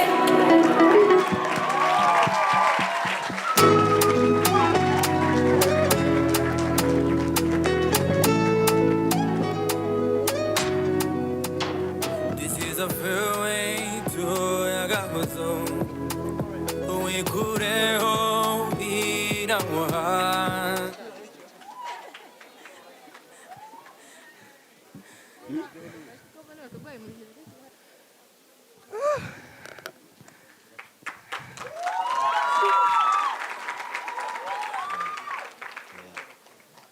Honorable Minister of State in charge of primary and secondary education, Honorable Governor of the Eastern Province, Ambassador of the State of Israel to Rwanda, Mayor of Rwamagana District, members of Eastern Province security organs, the CEO of the Bank of Kigali, Board Chair of Agahozo-Shalom Youth Village, board members of Agahozo-Shalom Youth Village, Executive Director of Agahozo-Shalom Youth Village, distinguished guest, my dear, lovely Umucyo grade, ladies and gentlemen, all protocols observed, good morning. My name, you've said them all. My name is Asyv Hirwa Deborah Meila, and I'm honored to be representing this fine and extraordinary grade of 2022 Umucyo grade. I am going to talk about two things: uncertainty and transformation. Truth be told, most of us had no idea as to what today would look like, or had even imagined that today would one day arrive. It may not seem too long ago that we were in enrichment year, wandering around the village, looking for our houses, entering the wrong ones and acting as if we knew where we were going, bumping our heads on those mirror glass doors that honestly looked like they were open, and constantly keeping our eyes on our big siblings and cousins who we thought knew the way, only for us to end up lost together. But that was 5 years ago. For those of us who lived close to the farm, we might still remember how we were led astray by a particular person on our way to the dining hall. I shall not mention names. Until we met up with the cows in the farm and knew we had been led the wrong way. We might recall understanding nothing in classes, meetings, for our teachers, especially our cousins, talked quickly in English with their strange and unfamiliar accents. Or having to climb up that hill of Liquidnet Family High School in order to make sure our presentations were submitted on time. Whew, presentations. That primary way, that Liquidnet Family High School, kept us focused while giving us a hard time. And when Mr. Julius' jokes and Constance's motivation continuously lifted our spirits. And how can we forget that last night of orientation at Boom, where all of us moved our bodies carelessly and perhaps dangerously, I shall not mention names, feeling all the feelings of being at ASYV. Funny, isn't it? But that was not how the story was before we joined ASYV. Amongst us today is a girl who lost her mother at a very young age, had to become a father, a mother, and everything to herself and her siblings. Because the family was not hers to control and manage. Having been the elder at a very young age, she survived over 3 rape attempts that got her to question her existence and worth, leading her to thoughts of suicide. We are lucky today that she's with us and did commit suicide. Among the glamorous boys you see here, one of them robbed of childhood, doing odd jobs, including carrying heavy luggages just to earn a few coins to support his family, despised, insulted by the public, and had to drop out of school. This is just but 2 stories. It is certain that all of us had to go through hell in different ways before we came to ASYV. Coming from the distress of what life was and seemingly would continue to be, we were given families and place to call home after so many of us grew up without a family or a home. We were given a chance to stand and speak our truth after previously being seen as living proof of failure. We were given value and told we were worthy, regardless of the vulnerabilities that used to define us. We met educators who ceaselessly stood by us and stepped into the role of the parents we've lost. We were given love and a renewed sense of meaning in our lives, which drove us to the highs and the lows. Yes, we were given the opportunity to restore the rhythm of our life. Halfway through the journey, having had to enjoy the perks of being a senior student, the pandemic hit hard and fast. The horrors of the experiences we had lived before SYV were just before us, wondering what would be next after that government announcement to leave school and go home. We weren't sure we would get the next meal, medical care, or the love of a family. And all this was an insult to the injury that was trying to heal. Fortunately, our village was there for us like always. The village taught us to never let a good crisis go to waste. It is in that time that the seeds of unity, love, and support that were planted in us could not wither. We called each other. We called each other, checked on each other, prayed for each other, and hoped for the best. After a very long time apart, coming back to SYV, a loving family of joy with our caring mamas, sitting back in classes with the most understanding yet still demanding teachers, and once again being surrounded by our brothers and sisters with whom we could share our pains and gains meant the whole world. Everything we might have taken for granted felt new again, whether it's the genuine smiles and the greetings along the village path, or the screaming at the top of our lungs in support and all during village time every week. These emotions, unforgettable memories, and reflections that hopefully reflect mine and hopefully your journeys here as well, whether you be an athlete, an innovator, a performer, a creative, you name it, makes us all as the class of 2022 the ultimate champions. To all the champions, I say congratulations and the best of luck.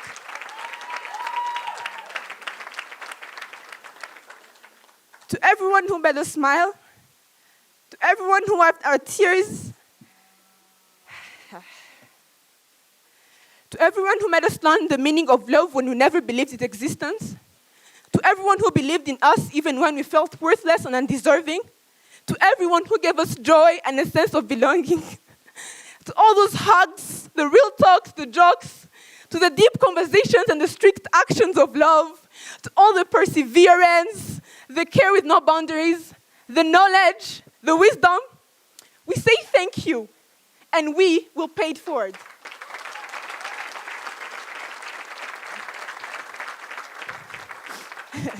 This is a safe space to cry, so.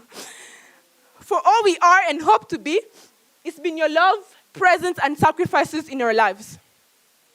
Dear donors, SYV board, educators, and the greater SYV community, thank you so much for taking part in our transformational journeys, giving us the strength, the courage, resources, and hope to make all this possible. We learned from you that no matter how impossible things may seem, it's the courage and the will to keep going that drives us all forward. We promise to light more candles in the world and bring more light to this seemingly darkening world. Babyeyi bacu dukunda cyane. Uru rugendo dushoje ntirwari rworoshye. Turabashimira cyane kubw'urukundo, imbaraga ndetse n'ubumuntu mwatugaragarije muri uru rugendo. Mwarakoze kutuba hafi, kandi ubwo dusoje urugendo dutangira urundi, tubasezeranyije kwihesha agaciro, tubahesha ishema, duhesha ishema igihugu cyacu ndetse n'isi yacu yose muri rusange. Mwarakoze kandi tubasezeranyije kutazabatenguha. Dear Umucyo grades, Dalai Lama once said that if you think you're too small to make a difference in this world, try sleeping with a buzzing mosquito and you realize even the smallest thing can make a huge difference. I can guarantee that the changes and the differences we're making in this world will be more positive than those of the mosquitoes that have buzzed in our ears all these past years. You're all beautiful and wonderful people that I have the honor to call my family, and I'm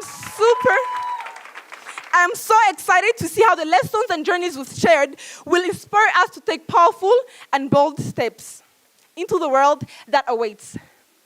We will go out into the world, make as proud representatives of our home and our family here. We know that we are all far from perfect, but it is in this home and this place that has shown us that those imperfections are what informs but cannot define our past, presents, and futures. We promise to make this community as proud as we are proud to be part of it. We are Umucyo. Let's go and make it shine. We are Umucyo. We are the light of the world. I love you all. God bless you, and God bless Agahozo-Shalom Youth Village.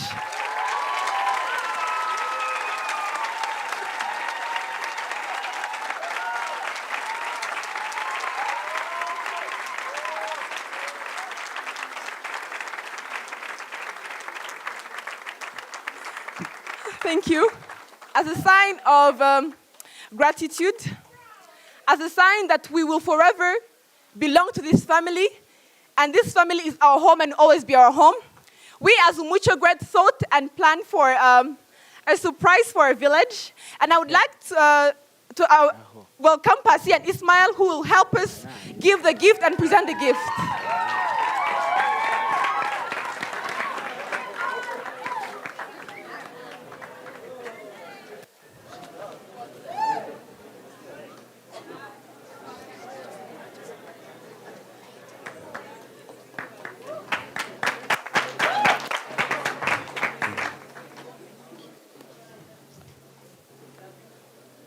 Muraho cyane mwamfuramo.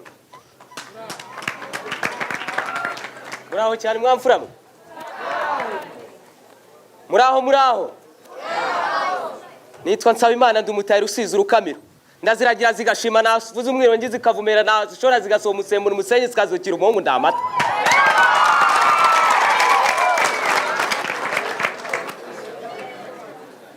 Nkuko mubizi rero burya ngo nta mfura yibana sibyo di? Reka nakira umutara mugenzi wanjye. Nuko nkukundira kuri imfura cyane. Mwamfura mwe rero nanjye nitwa Mutijima, umuhungu utarangwa n'umwijima ku maso nkuko mubibona. Nduwanyoye inkwangwa n'umucyo mu mutima intambuko nambeka, umuhungu wavukiye mu mata nk'amavuta. Nuko.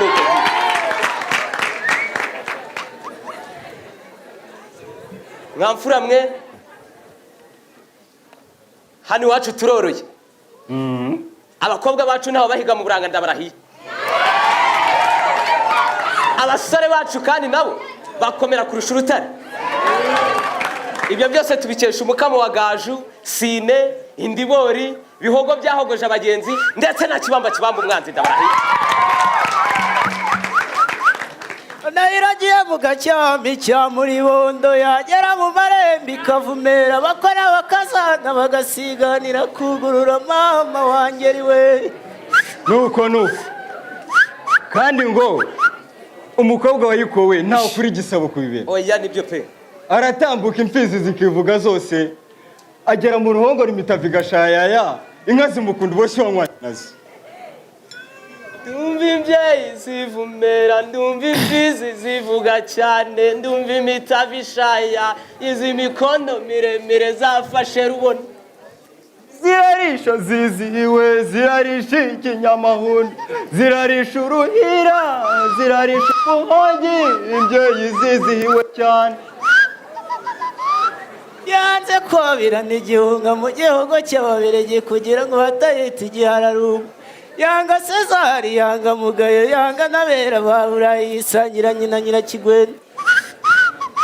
Nuko mwamfura mwe muragaharona amata ku ruhimbi.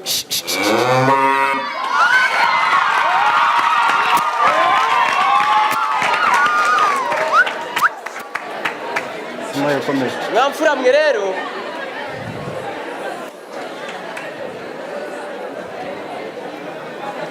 mwamfura mwe ngaho ni mu mituza maze mbabwire.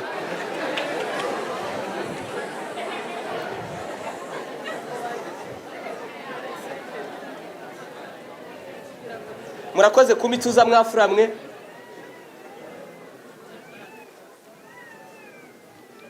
Kubakumbura tuzabakumbura pe. Ariko kandi burya ngo akanyoni katagutse nikamenya iyo bweze. Yego turatandukanye ku mubiri ariko ku mutima tuzahorana, sibyo ra? Oya nibyo rwose. Ariko kandi tuzajya tubatashya tugire duti itahe n'ubusa ritabaye ubusa twabatashyeho, sibyo ra Mutije? Oya nibyo rwose. Nibyo wamfura. Ariko kandi burya Mutije, njya numva abakuru bavuga ngo ikinyoni kigutse kitavuze bakita igishwi. Ugira ngo nibyo rwose da? Bakita igishwi pe. Rero nsaba Imana baravuga ngo uwaguhaye inka ntiwamwima amata. Oya rwose nibikabeho. Reka uyu muryango mwiza watureze tuwiture iyi mayenji yacu mubona hariya.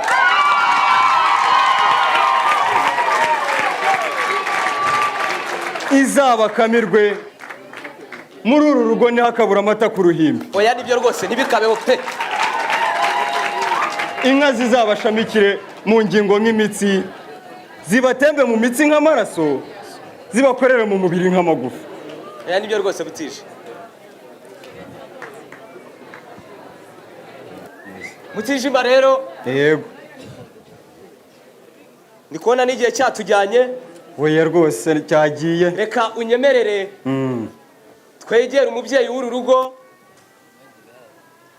adukore mu ruhanga maze aduheshe umugisha maze twisubirire iw'abatahira atajya barambata ku ruhimbi ndabarahi. Nibyo rwose.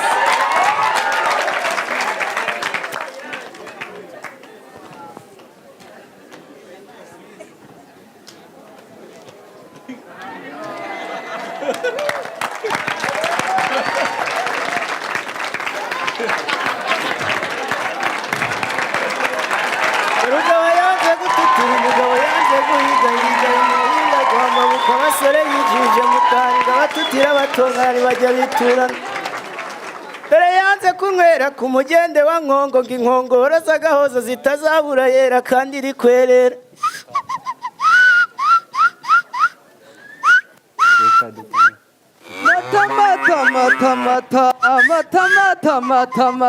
Mata gahore ku ruhimbi. Pfura muratugabiye, gukura ubwatsi tuzabukura, kubakumbura tuzabakumbura. Muragiye ariko muzagaruka, murabuze kandi muzaboneka. Mwamfura mwe nimunyemerere tubaha amashyi menshi cyane.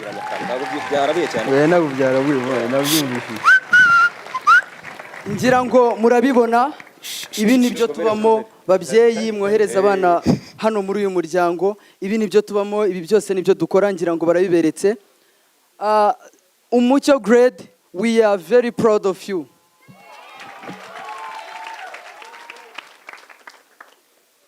Turabashimira kandi kubw'impano nziza cyane muduhaye.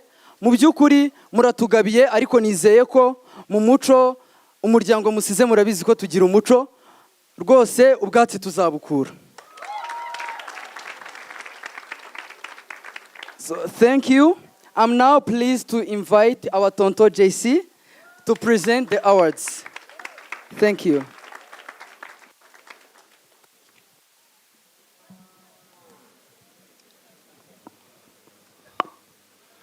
I get the hardest job to come after these guys. It's very, very difficult. Honorable Minister of State in charge of primary and secondary education, Honorable Governor, welcome. Ambassador of the State of Israel to Rwanda, welcome. Mayor of Grand Magana District, our lovely partner, welcome. Our heads of security organs, Murakazaneza, our dear CEO of Bank of Kigali, thank you so much for being here. Our lovely chair, amazing chair of the board, Liz, welcome. Our board members of ASYV, our Village Way family, thank you so much for being here. Distinguished guests, ladies and gentlemen, Umucyo grade. And the entire ASYV family at large. Muraho neza. Like I said, it's very difficult to come after these young people. We are so proud of all of you. And I just want to add something. When Anne Heyman founded the village, she said, no one does it alone. And many years later, there is a community behind the belief that ASYV one day would do what it's doing today. But I want to add, there would be no ASYV if there weren't a country like Rwanda that was ready to welcome ASYV here. So we are grateful for our country, our leadership here. There would not be ASYV without the beautiful families here. There would not be ASYV the way it is without the amazing partnership with our Eastern Province, our mayor and Guamagana and Rubona. So we are grateful. I also want to add, when we started the village, we had to learn, we had to take this model from somewhere. And we took this model from Yeminot Youth Village in Israel, and we contextualized it to make it what it is today, the Agahozo-Shalom Youth Village. We brought it into the context of Rwanda and our own reality. And one of the things that makes us super proud here today is that where we started, the people who, with whom we worked and trained us, some of them are here today. And I would like for a few people to stand for recognition. Tomer, please stand for recognition. Dotan, Muli,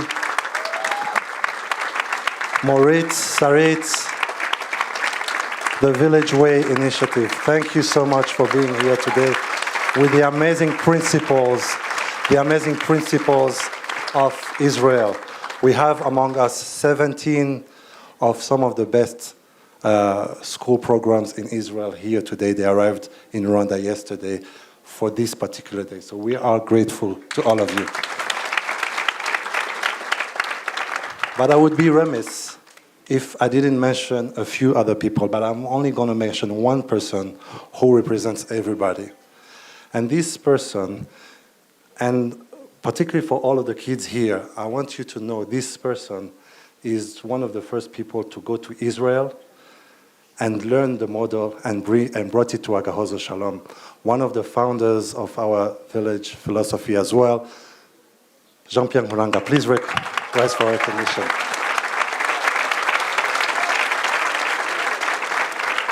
Jean-Pierre, we love you and we respect you a lot. Now, what brought me here?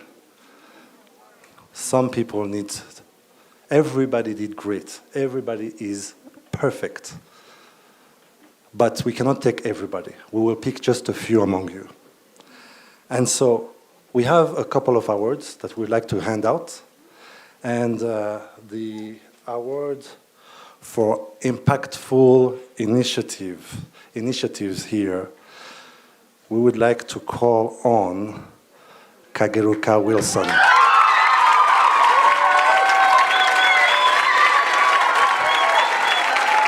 Right here. Kageruka Wilson, Ambassador Ron, please come and give this award to Wilson.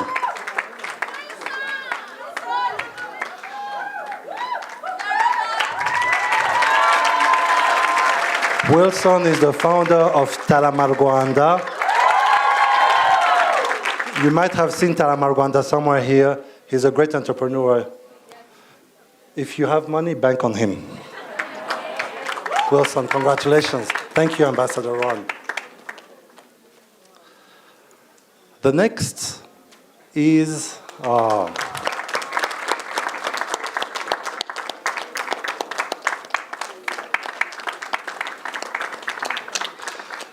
it is a shared award with the family. Our next is a leadership award. And this is in recognition to her exemplary leadership and ability to inspire the student body and to promote gender equity. Deborah Mela.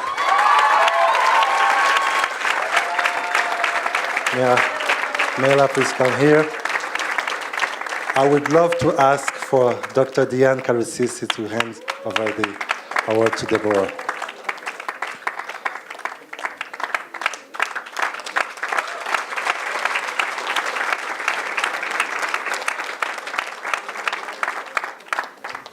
Thank you very much. The next award, if you haven't had a chance, please walk around here after the ceremony. We have a lot of innovations at Agahozo-Shalom, and one of them is the award for innovation and creativity, for your creative and meaningful projects that impacted the community. Muruziza Chusablez.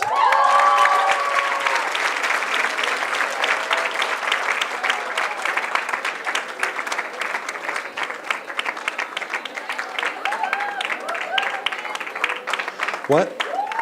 I would love to welcome Honorable Minister. Please join us too.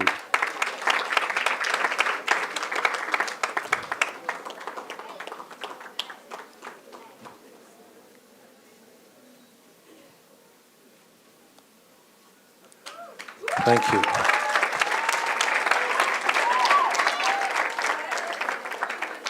Right when we had COVID, he started making some soap dispensers with, how do you call it? Automatic soap dispensers, yes. The next one is an award to academic excellence.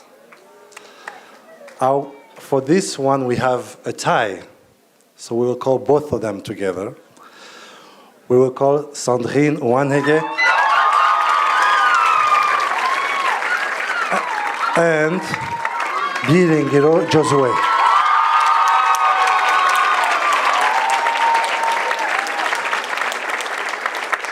Honorable Governor, if you would like, please, to provide the award to Sandrine. And then, Karine Motoni, would you please provide the second award to Josue.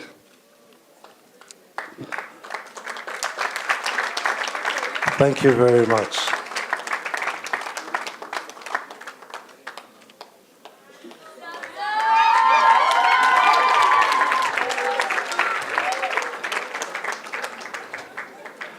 Last but certainly not least, our Best Academic Improvement Award. For your commendable and consistent academic improvement throughout your 4 years at ASYV. This one goes to Séraphine de Condamné.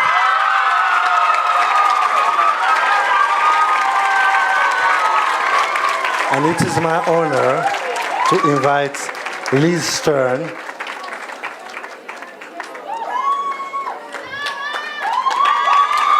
to present the honor.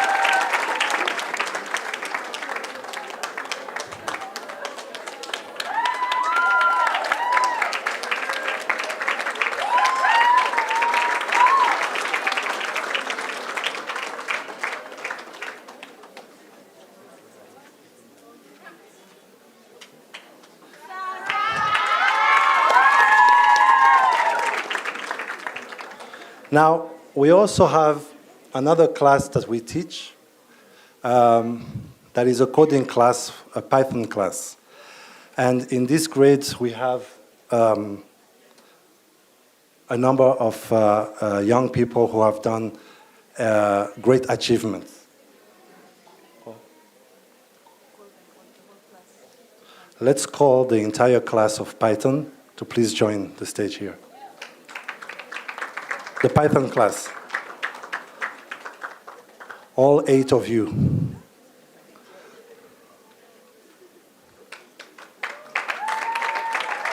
And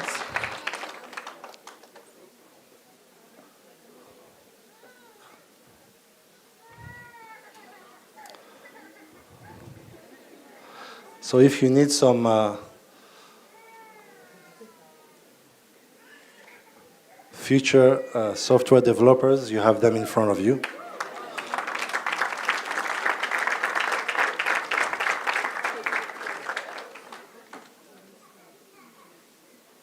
And I would like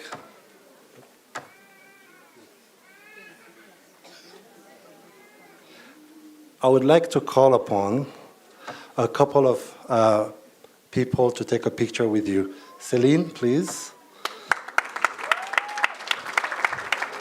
Bahizi Emmanuel. Welcome. Stella.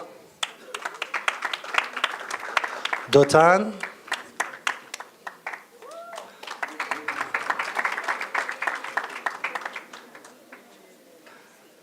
Tomer, please.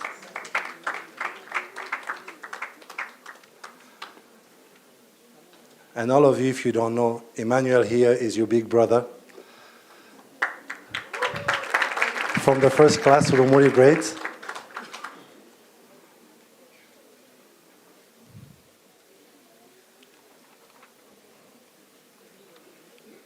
Perfect. Thank you all very much.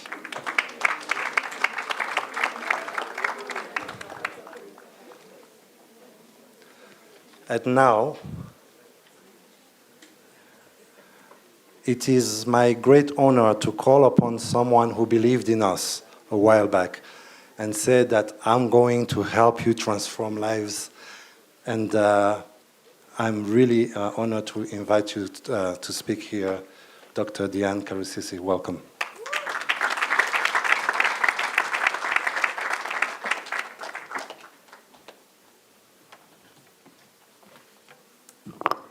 Wow, thank you, JC.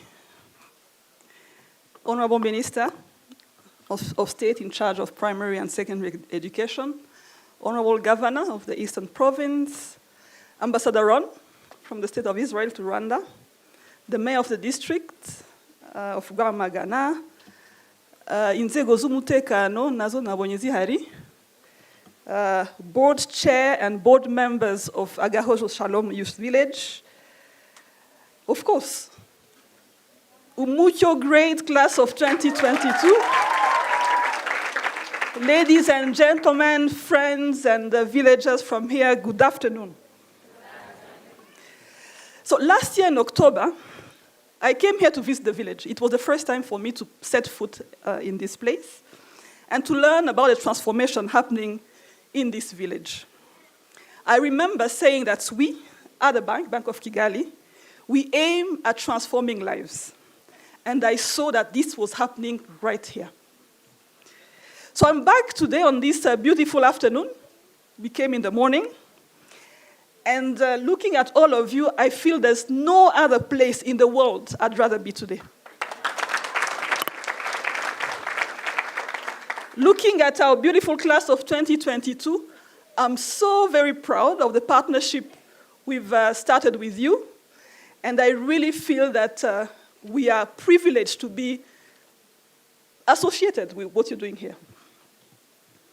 One of our corporate social responsibility pillars is education.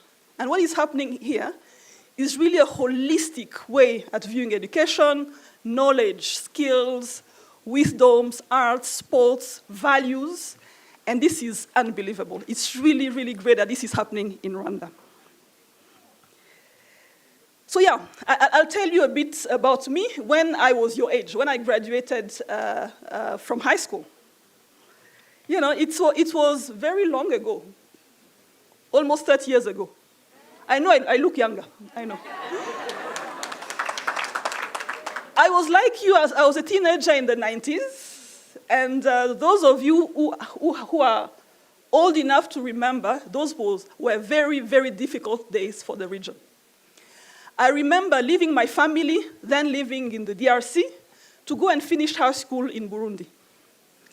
And just after we graduated, there was a coup that happened in Burundi, followed that what you all know, the unrest and the civil war that's happened in Burundi.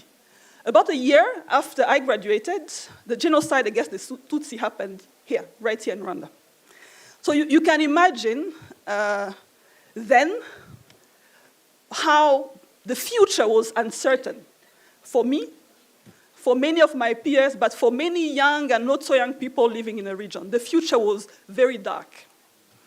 And today, here we are. 28 years after the devastation of the genocide against the Tutsi, here we are, full of hope, full of pride, full of agachiro. And I think we've done much better than what's happening in the region. When you look around, we feel that we've made it somehow, compared to what has happened in the region. And of course, people ask, how come? How can you make it this far after only 28 years of the devastation we talked about? So I think that His Excellency, our dear President, said it very, very well when he talked about the choices that we made as a country. I hope you all remember that. What are those choices? Unity, accountability, and thinking big. You remember that? So I think you also here need to make some bold, big choices. Because the choices you make today, class of 2022, are going to make you, right? So as you graduate today and we are celebrating with your families, with the whole village, everyone is so proud of you, I think you need to make some choices. I'll ask you to dare to think big. I think this is what the country, the village, expects of you, right? I'll also ask you to choose wisely. For the choices you make in life will make your life. It's important. And always, I think, all your educators here will always ask you to live by the values that you've learned here in this village, right here. So there's one word maybe I'd like to leave with you today. Looking at my experience 30 years after I graduated in very, very uncertain times, one word that I would like to leave with you today is discipline. Discipline is important. Not that the kind of discipline you learn at school, but I really believe from the 30 years since my graduation from high school, discipline, I've learned it's a way of loving oneself, self-love. I think it's really, really important. Because it is choosing between what you want today and what you want most in life. So it's really important to make the right choice, and discipline will help you that. I always say, I have some of my co-workers here, Bahizi is here. In the workplace, in business, we deal with a lot of business people, with entrepreneurs. Discipline is absolutely critical. It's really the foundation upon which every success is built in life. So as you set foot out there in the world, really believe in yourself, make your choices, and be disciplined enough to realize your choices. Something else I'd like to leave with you today. I grew up in a country that is not very much about inclusivity, a country that does not put necessarily people first. And despite all the odds, I think I made it, I believed in myself. I'm grateful enough to have had a family that also supported me. But here we are. And you are so fortunate to be in a country like Rwanda that is nurturing its youth, because we really believe that the future of this country is in your able hands.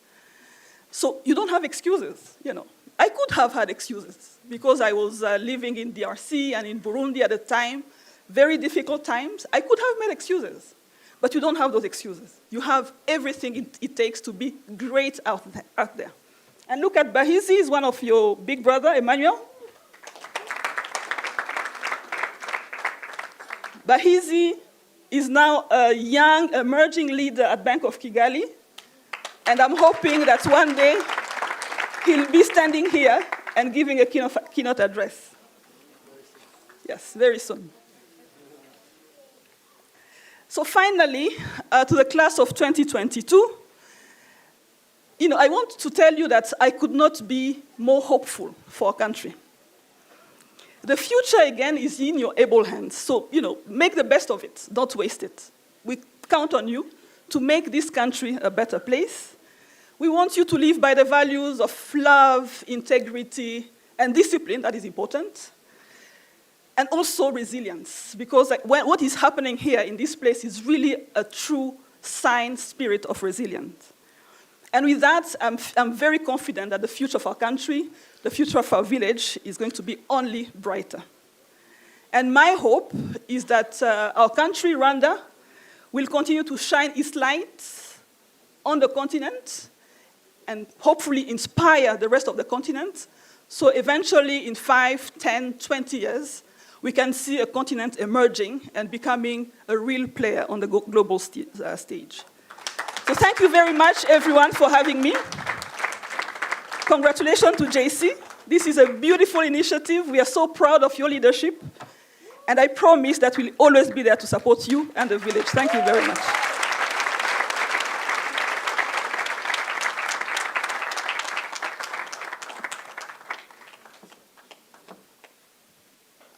Thank you very much, Honorable CEO of Bank of Kigali. Abivuze neza aravuga ati kugira u Rwanda rugeraho ruri ubu ngubu byose ni indangagaciro ndetse n'agaciro. Rero mu gihe abanyeshuri bagenzi bacu basohoka bajya mu bundi buzima, muzibande kugira ikinyabupfura. Ibyo muzakora byose muzibande ku kinyabupfura bizabafasha. It is now my honor to introduce our board chair. Please welcome Ms. Liz Starn.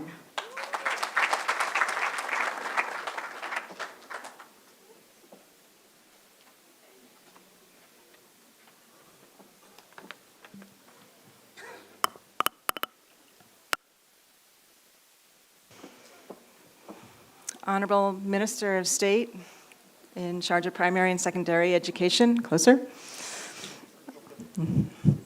Honorable Governor of Eastern Province, welcome. Ambassador of the State of Israel, Ron, welcome.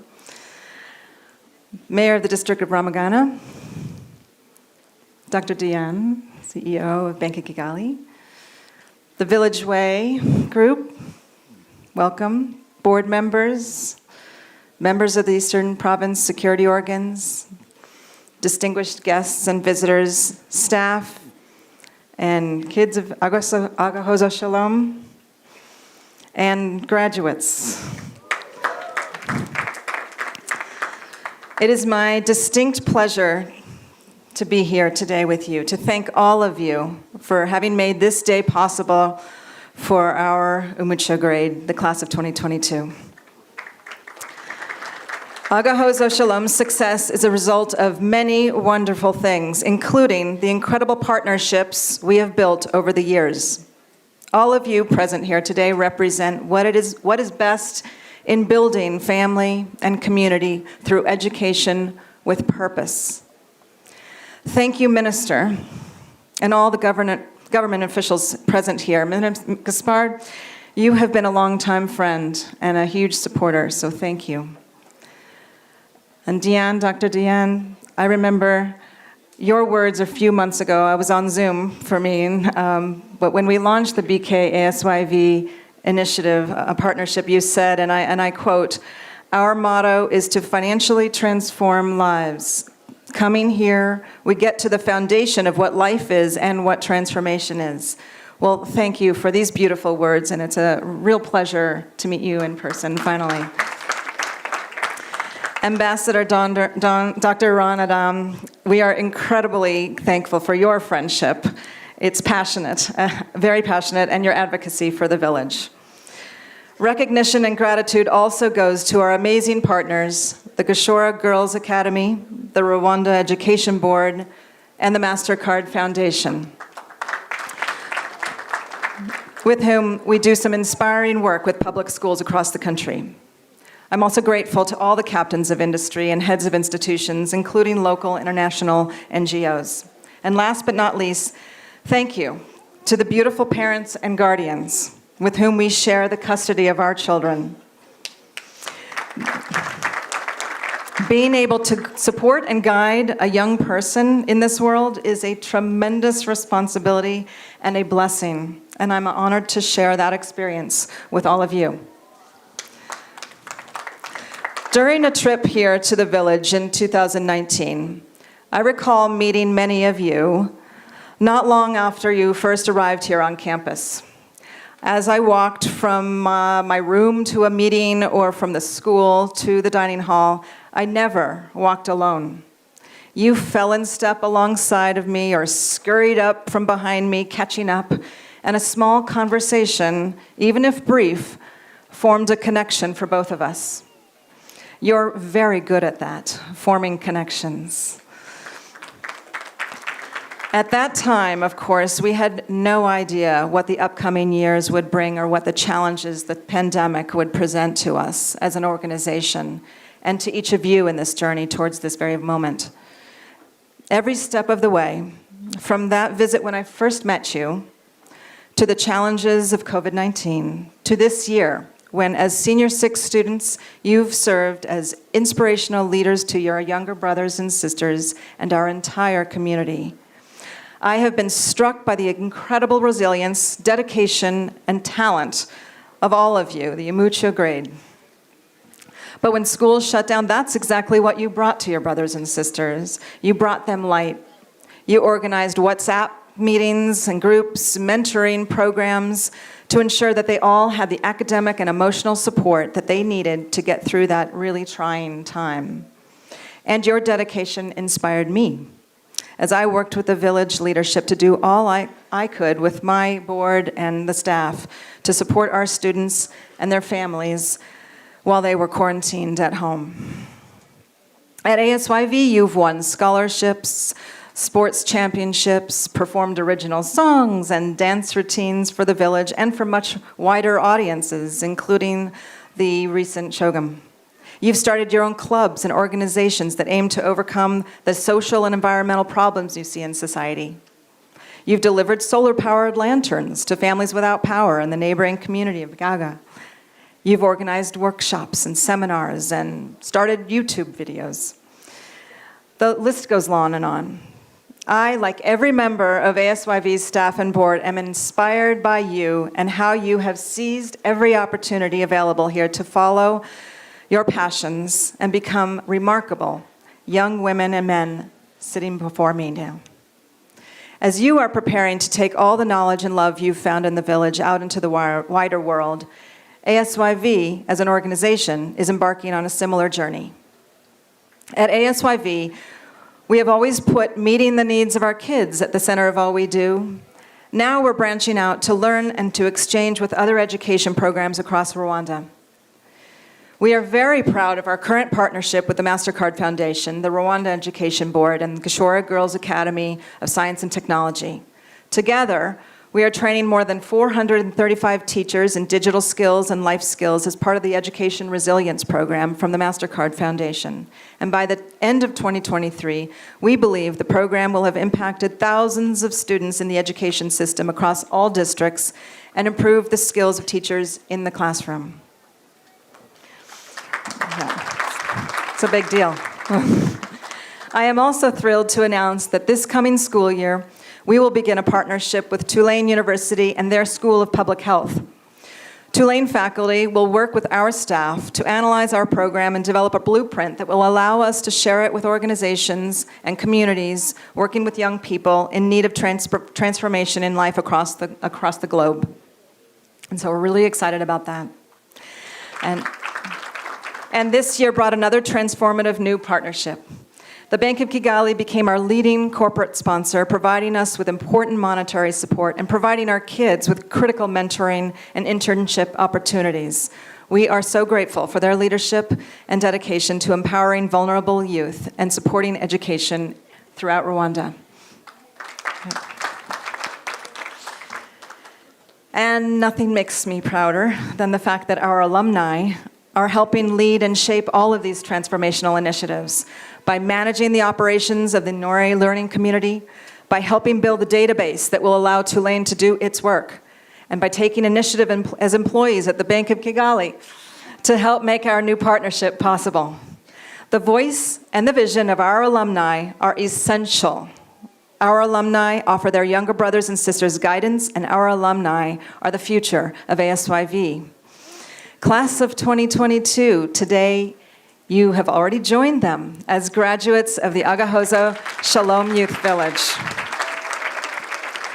Whatever your plans for the coming year and whatever your dreams for the years after that, with discipline, together with your brothers and sisters, you are light for the country, and you are forever family. Congratulations on this incredible accomplishment.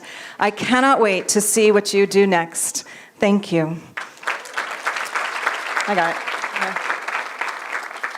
It is now my incredible honor to invite to the podium for closing remarks the Honorable Minister of State for Primary and Secondary Education. Thank you.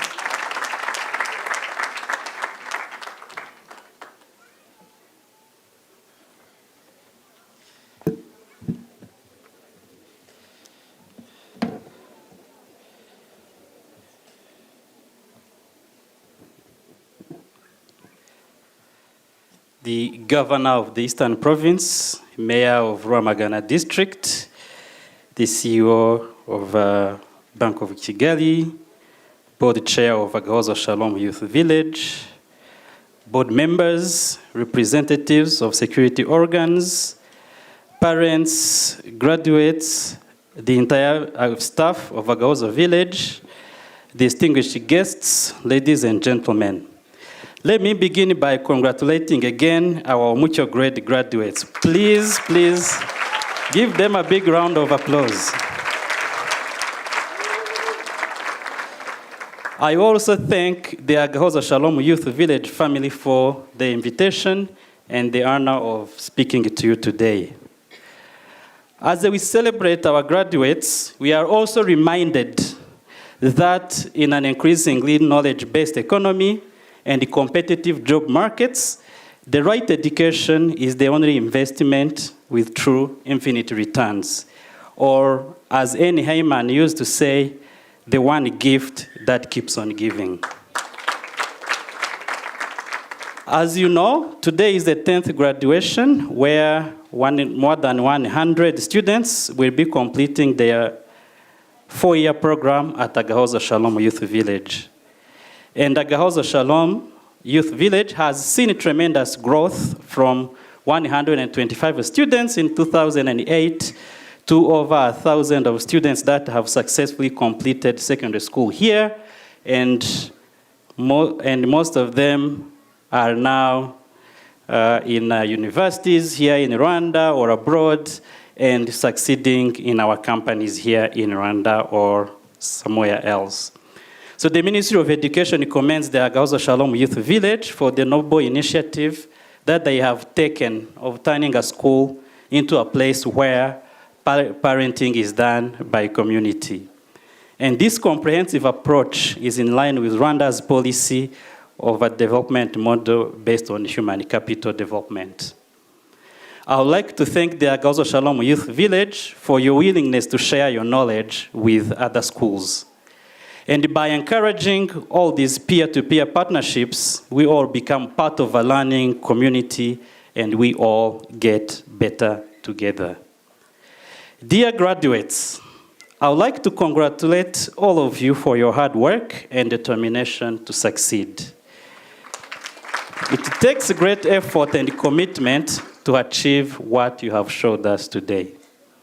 I am confident that the skills, values, and attitudes you have gained will support you to continue on to your next adventure, be it in higher education or in the world of work. Ladies and gentlemen, I take this opportunity to thank the supporters of Agahozo-Shalom and the board for your dedication to the youth of Rwanda. I would like to recognize the Bank of Kigali for the partnership and the support given to Agahozo-Shalom. These partnerships prove that it really takes a village to educate a child. And we would like to see more private sector members join this win-win partnership. In the last 14 years, Agahozo-Shalom Youth Village has done a lot. But we also know that there is more that can be done, and we expect our best schools to keep improving and aim even higher. The key ingredients that constitute a nurturing environment are already there, And the Ministry of Education is and will always be ready to support ASYV achieve its mission.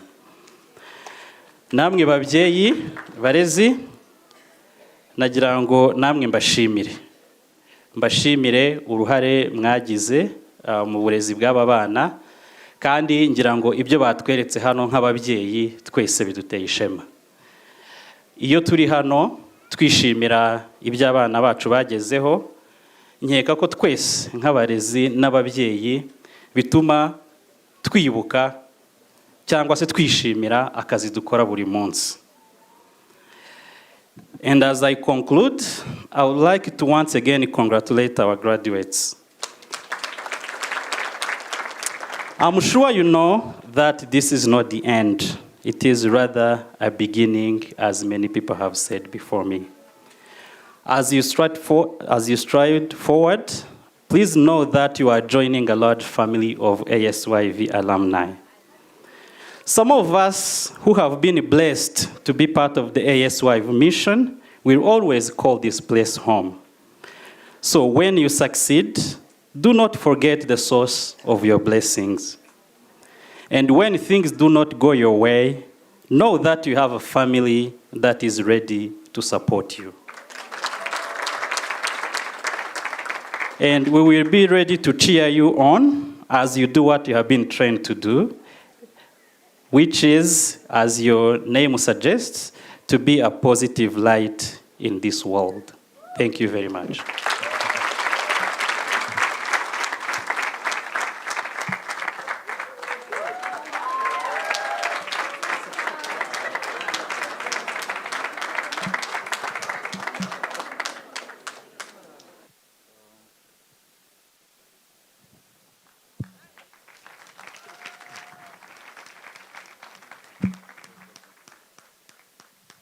Hi everyone.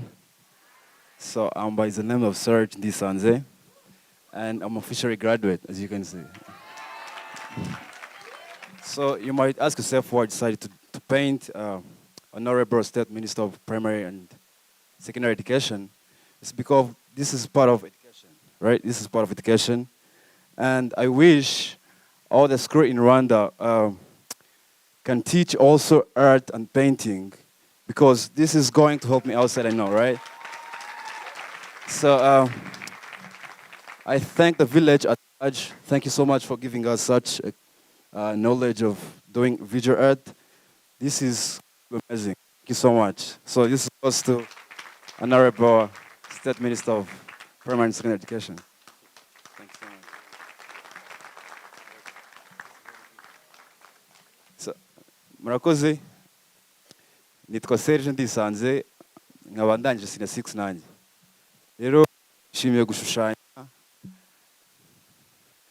Umushyitsi mukuru wacu ushinzwe uburezi, amashuri abanza n'ayisumbuye. Impamvu nahisemo kumushushanya no kubera ko ibyo akora nabwo ni uburezi. Ni uburezi ubu ngubu abakora gushushanya bizi ko birabafasha hanze. So ni mpamvu nahisemo kuba namushushanya, kuko nibyo arimo nibyo ashinzwe, nkatwe nyine tugomba natwe kumwereka ko ibyo twabonye hano mu Gahozo ari byiza cyane, kandi ko bizadufasha n'ubundi ntazaza. Murakoze cyane.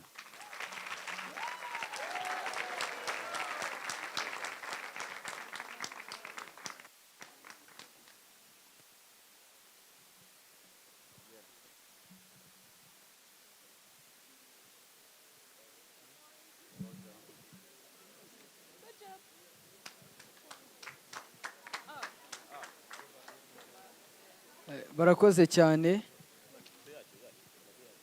kubw'ubutumwa bwiza batugejejeho. Igikorwa giye gukurikiraho ni ukwakira isheja ry'imihigo. Ndabizi ko turabikumbuye cyane kureba abantu babyina imbyino nyarwanda. Murakoze.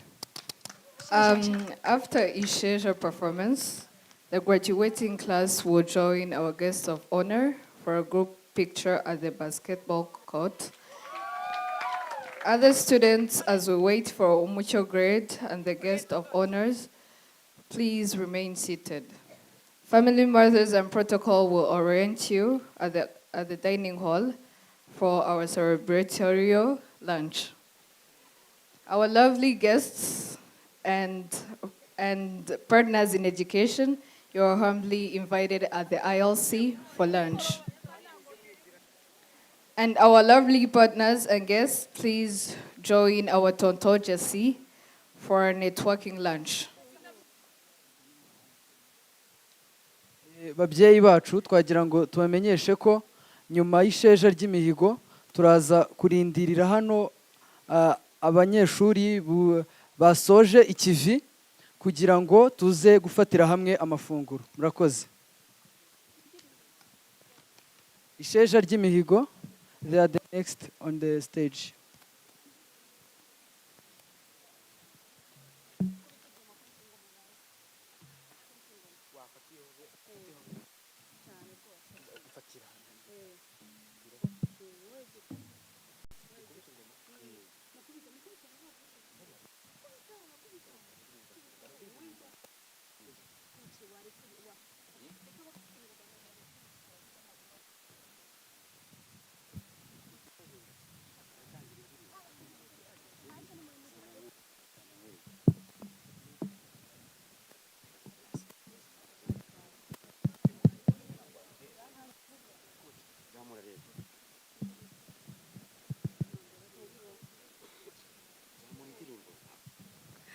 Bahia nyigo kamera kondo tahanze bisani bikubana igihe nibazi byiza nzozi numva imirindi y'abahizi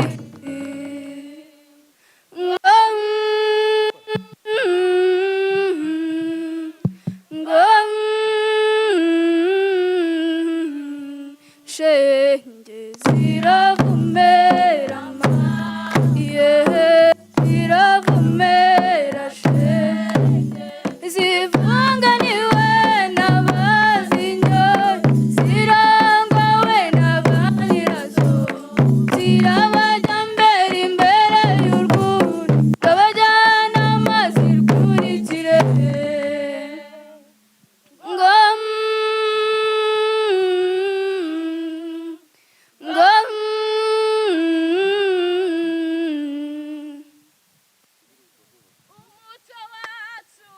Kinyarwanda ntabwo twawutaye turi mu mbere y'umuco mwiza igihugu cyacu cyateye imbere aye umuco ntugacike dufite abakobwa bashayaya aye umuco ntugacike aye umuco ntugacike Kinyarwanda ntabwo twawutaye majyambere y'umuco mwiza igihugu cyacu cyateye imbere aye umuco ntugacike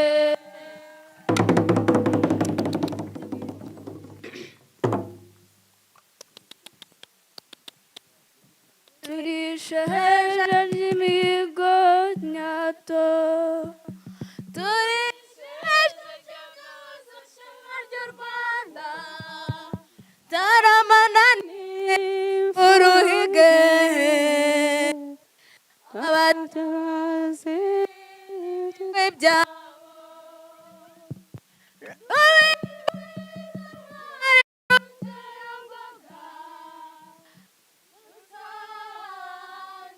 amatwara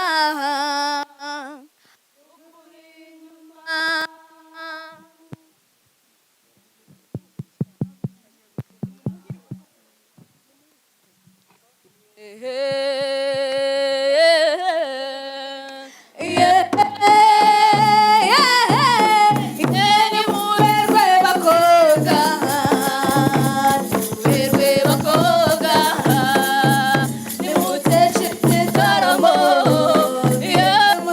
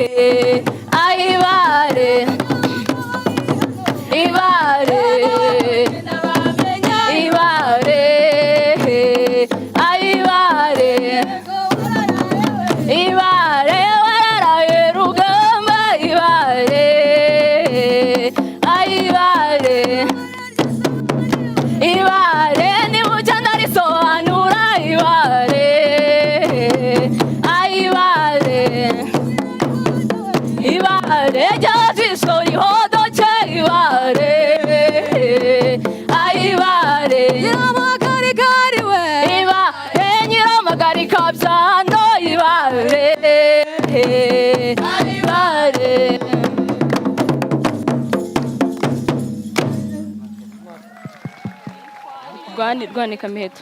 rwanika miheto ugira amararo aya ugira amararo nk'uwo yaraye aya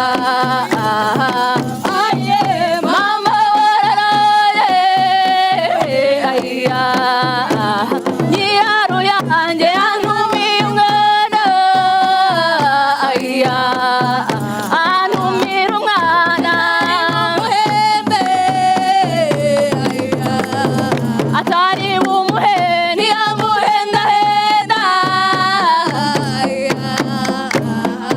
aye mama wararaye aya aye mama wararaye aya nari ku mukingo ukingiye u Rwanda aya mpagaze inkima ushirarungu aya aye aya aye mama wararaye aya ngwino ngwino ngwino ngwino irebe Rwanda n'uru yanjye irebe Rwanda n'uru yanjye irebe Rwanda n'uru yanjye yego irebe Rwanda n'uru yanjye inkomoko ya byose dore ni amahoro isanganiro z'ingufu zubaka u Rwanda irebe Rwanda n'uru yanjye irebe Rwanda n'uru yanjye irebe Rwanda n'uru yanjye irebe Rwanda n'uru yanjye yego irebe Rwanda n'uru yanjye inkomoko ya byose dore ni amahoro isanganiro z'ingufu zubaka u Rwanda irebe Rwanda n'uru yanjye irebe Rwanda n'uru yanjye irebe Rwanda n'uru yanjye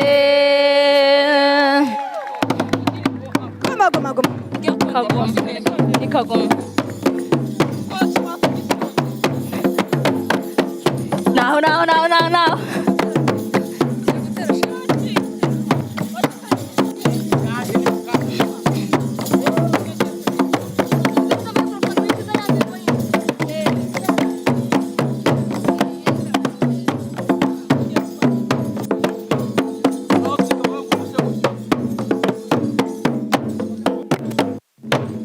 shema yaraje bagore beza aye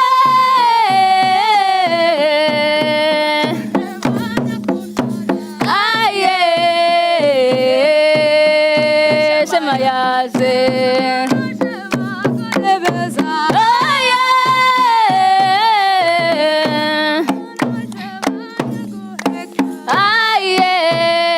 aye shema yaje bakobwa nimugeshe igitaramo iya muhimbaza bahora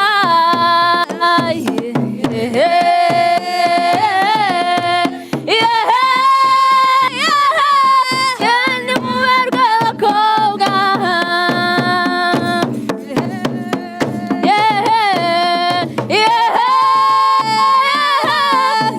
nimuberwe bakobwa iwacu ku nkombo barabyina bakaberwa aba bana b'iwacu bambara bakaberwa mudendere mudendere mudendere mudendere mudendere mudendere mudendere mudendere mudendere mudendere mudendere mudendere mudendere mudendere cukungo bakaberwa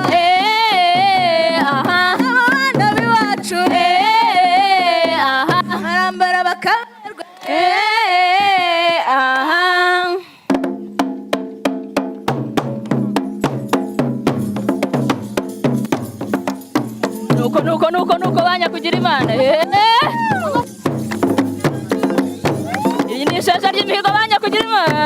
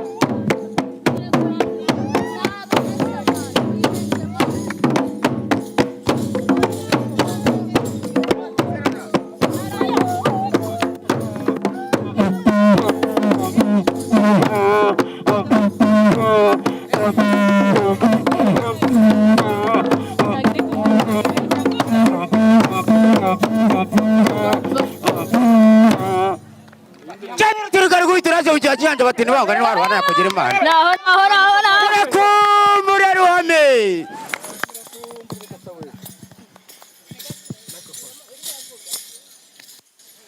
ni chogoza wezi muri zeno ishara ryanjye temerwa ze mu migo naje mu kiba kinyanjye batini wangu kwari je kazi kamuranda na honda na hona muranda nuko bani wana kugira imana uko no chogoza wezi wa ni ndaterwa baheze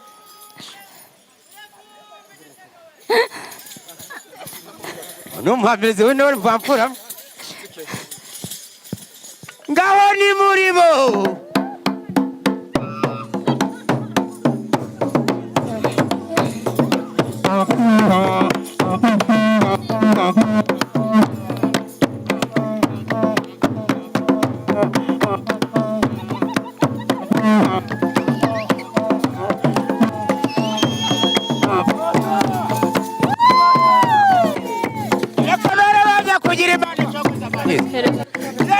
Kabarosha.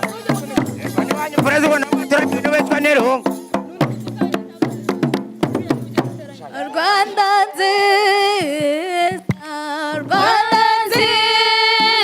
gihugu cyacu uri mena muri Afurika ubwa mbere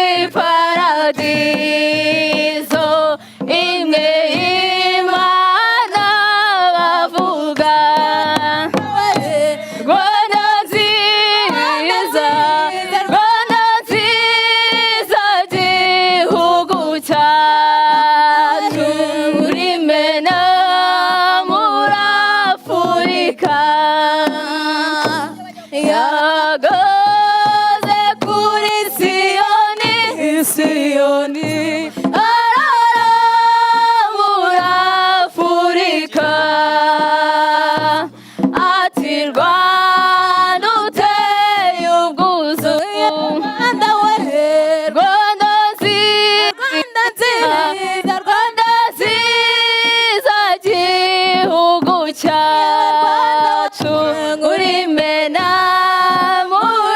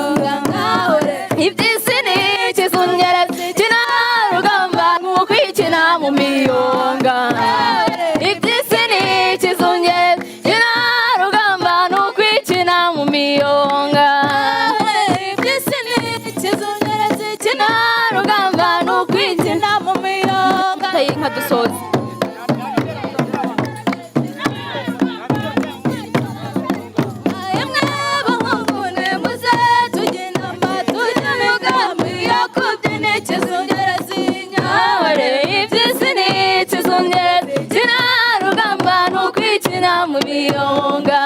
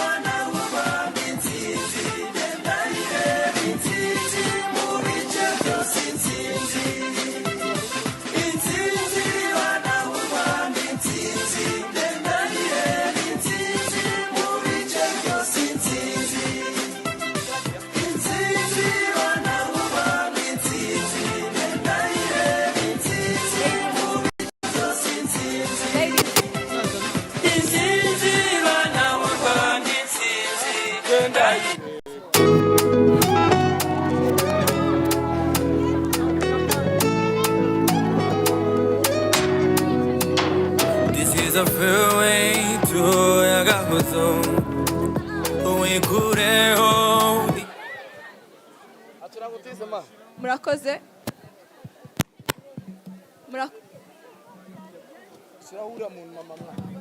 Murakoze.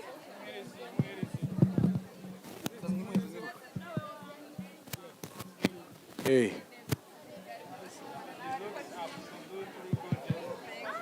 murakoze cyane. Ibirori byacu birahumuje. Twabasabaga kugira ngo abantu twese tugume twicaye uretse abanyeshuri basoje ikivi ndetse n'abashyitsi. Murakoze cyane. Gahunda zikomeza turaza kuzibagezaho.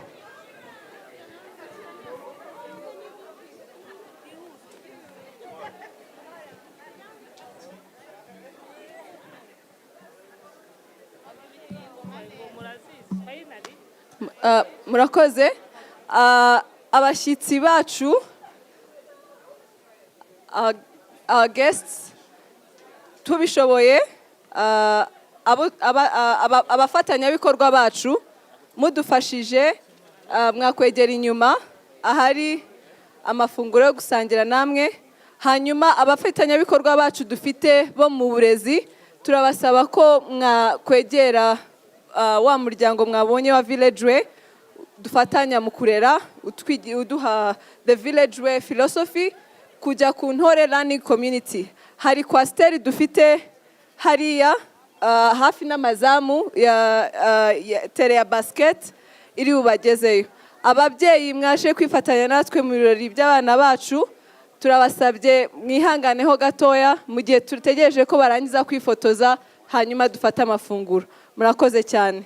To our guests and partners, you're most welcome to have a lunch with us behind. And those in education, if you can, please join us to have lunch with Village Way. Thank you.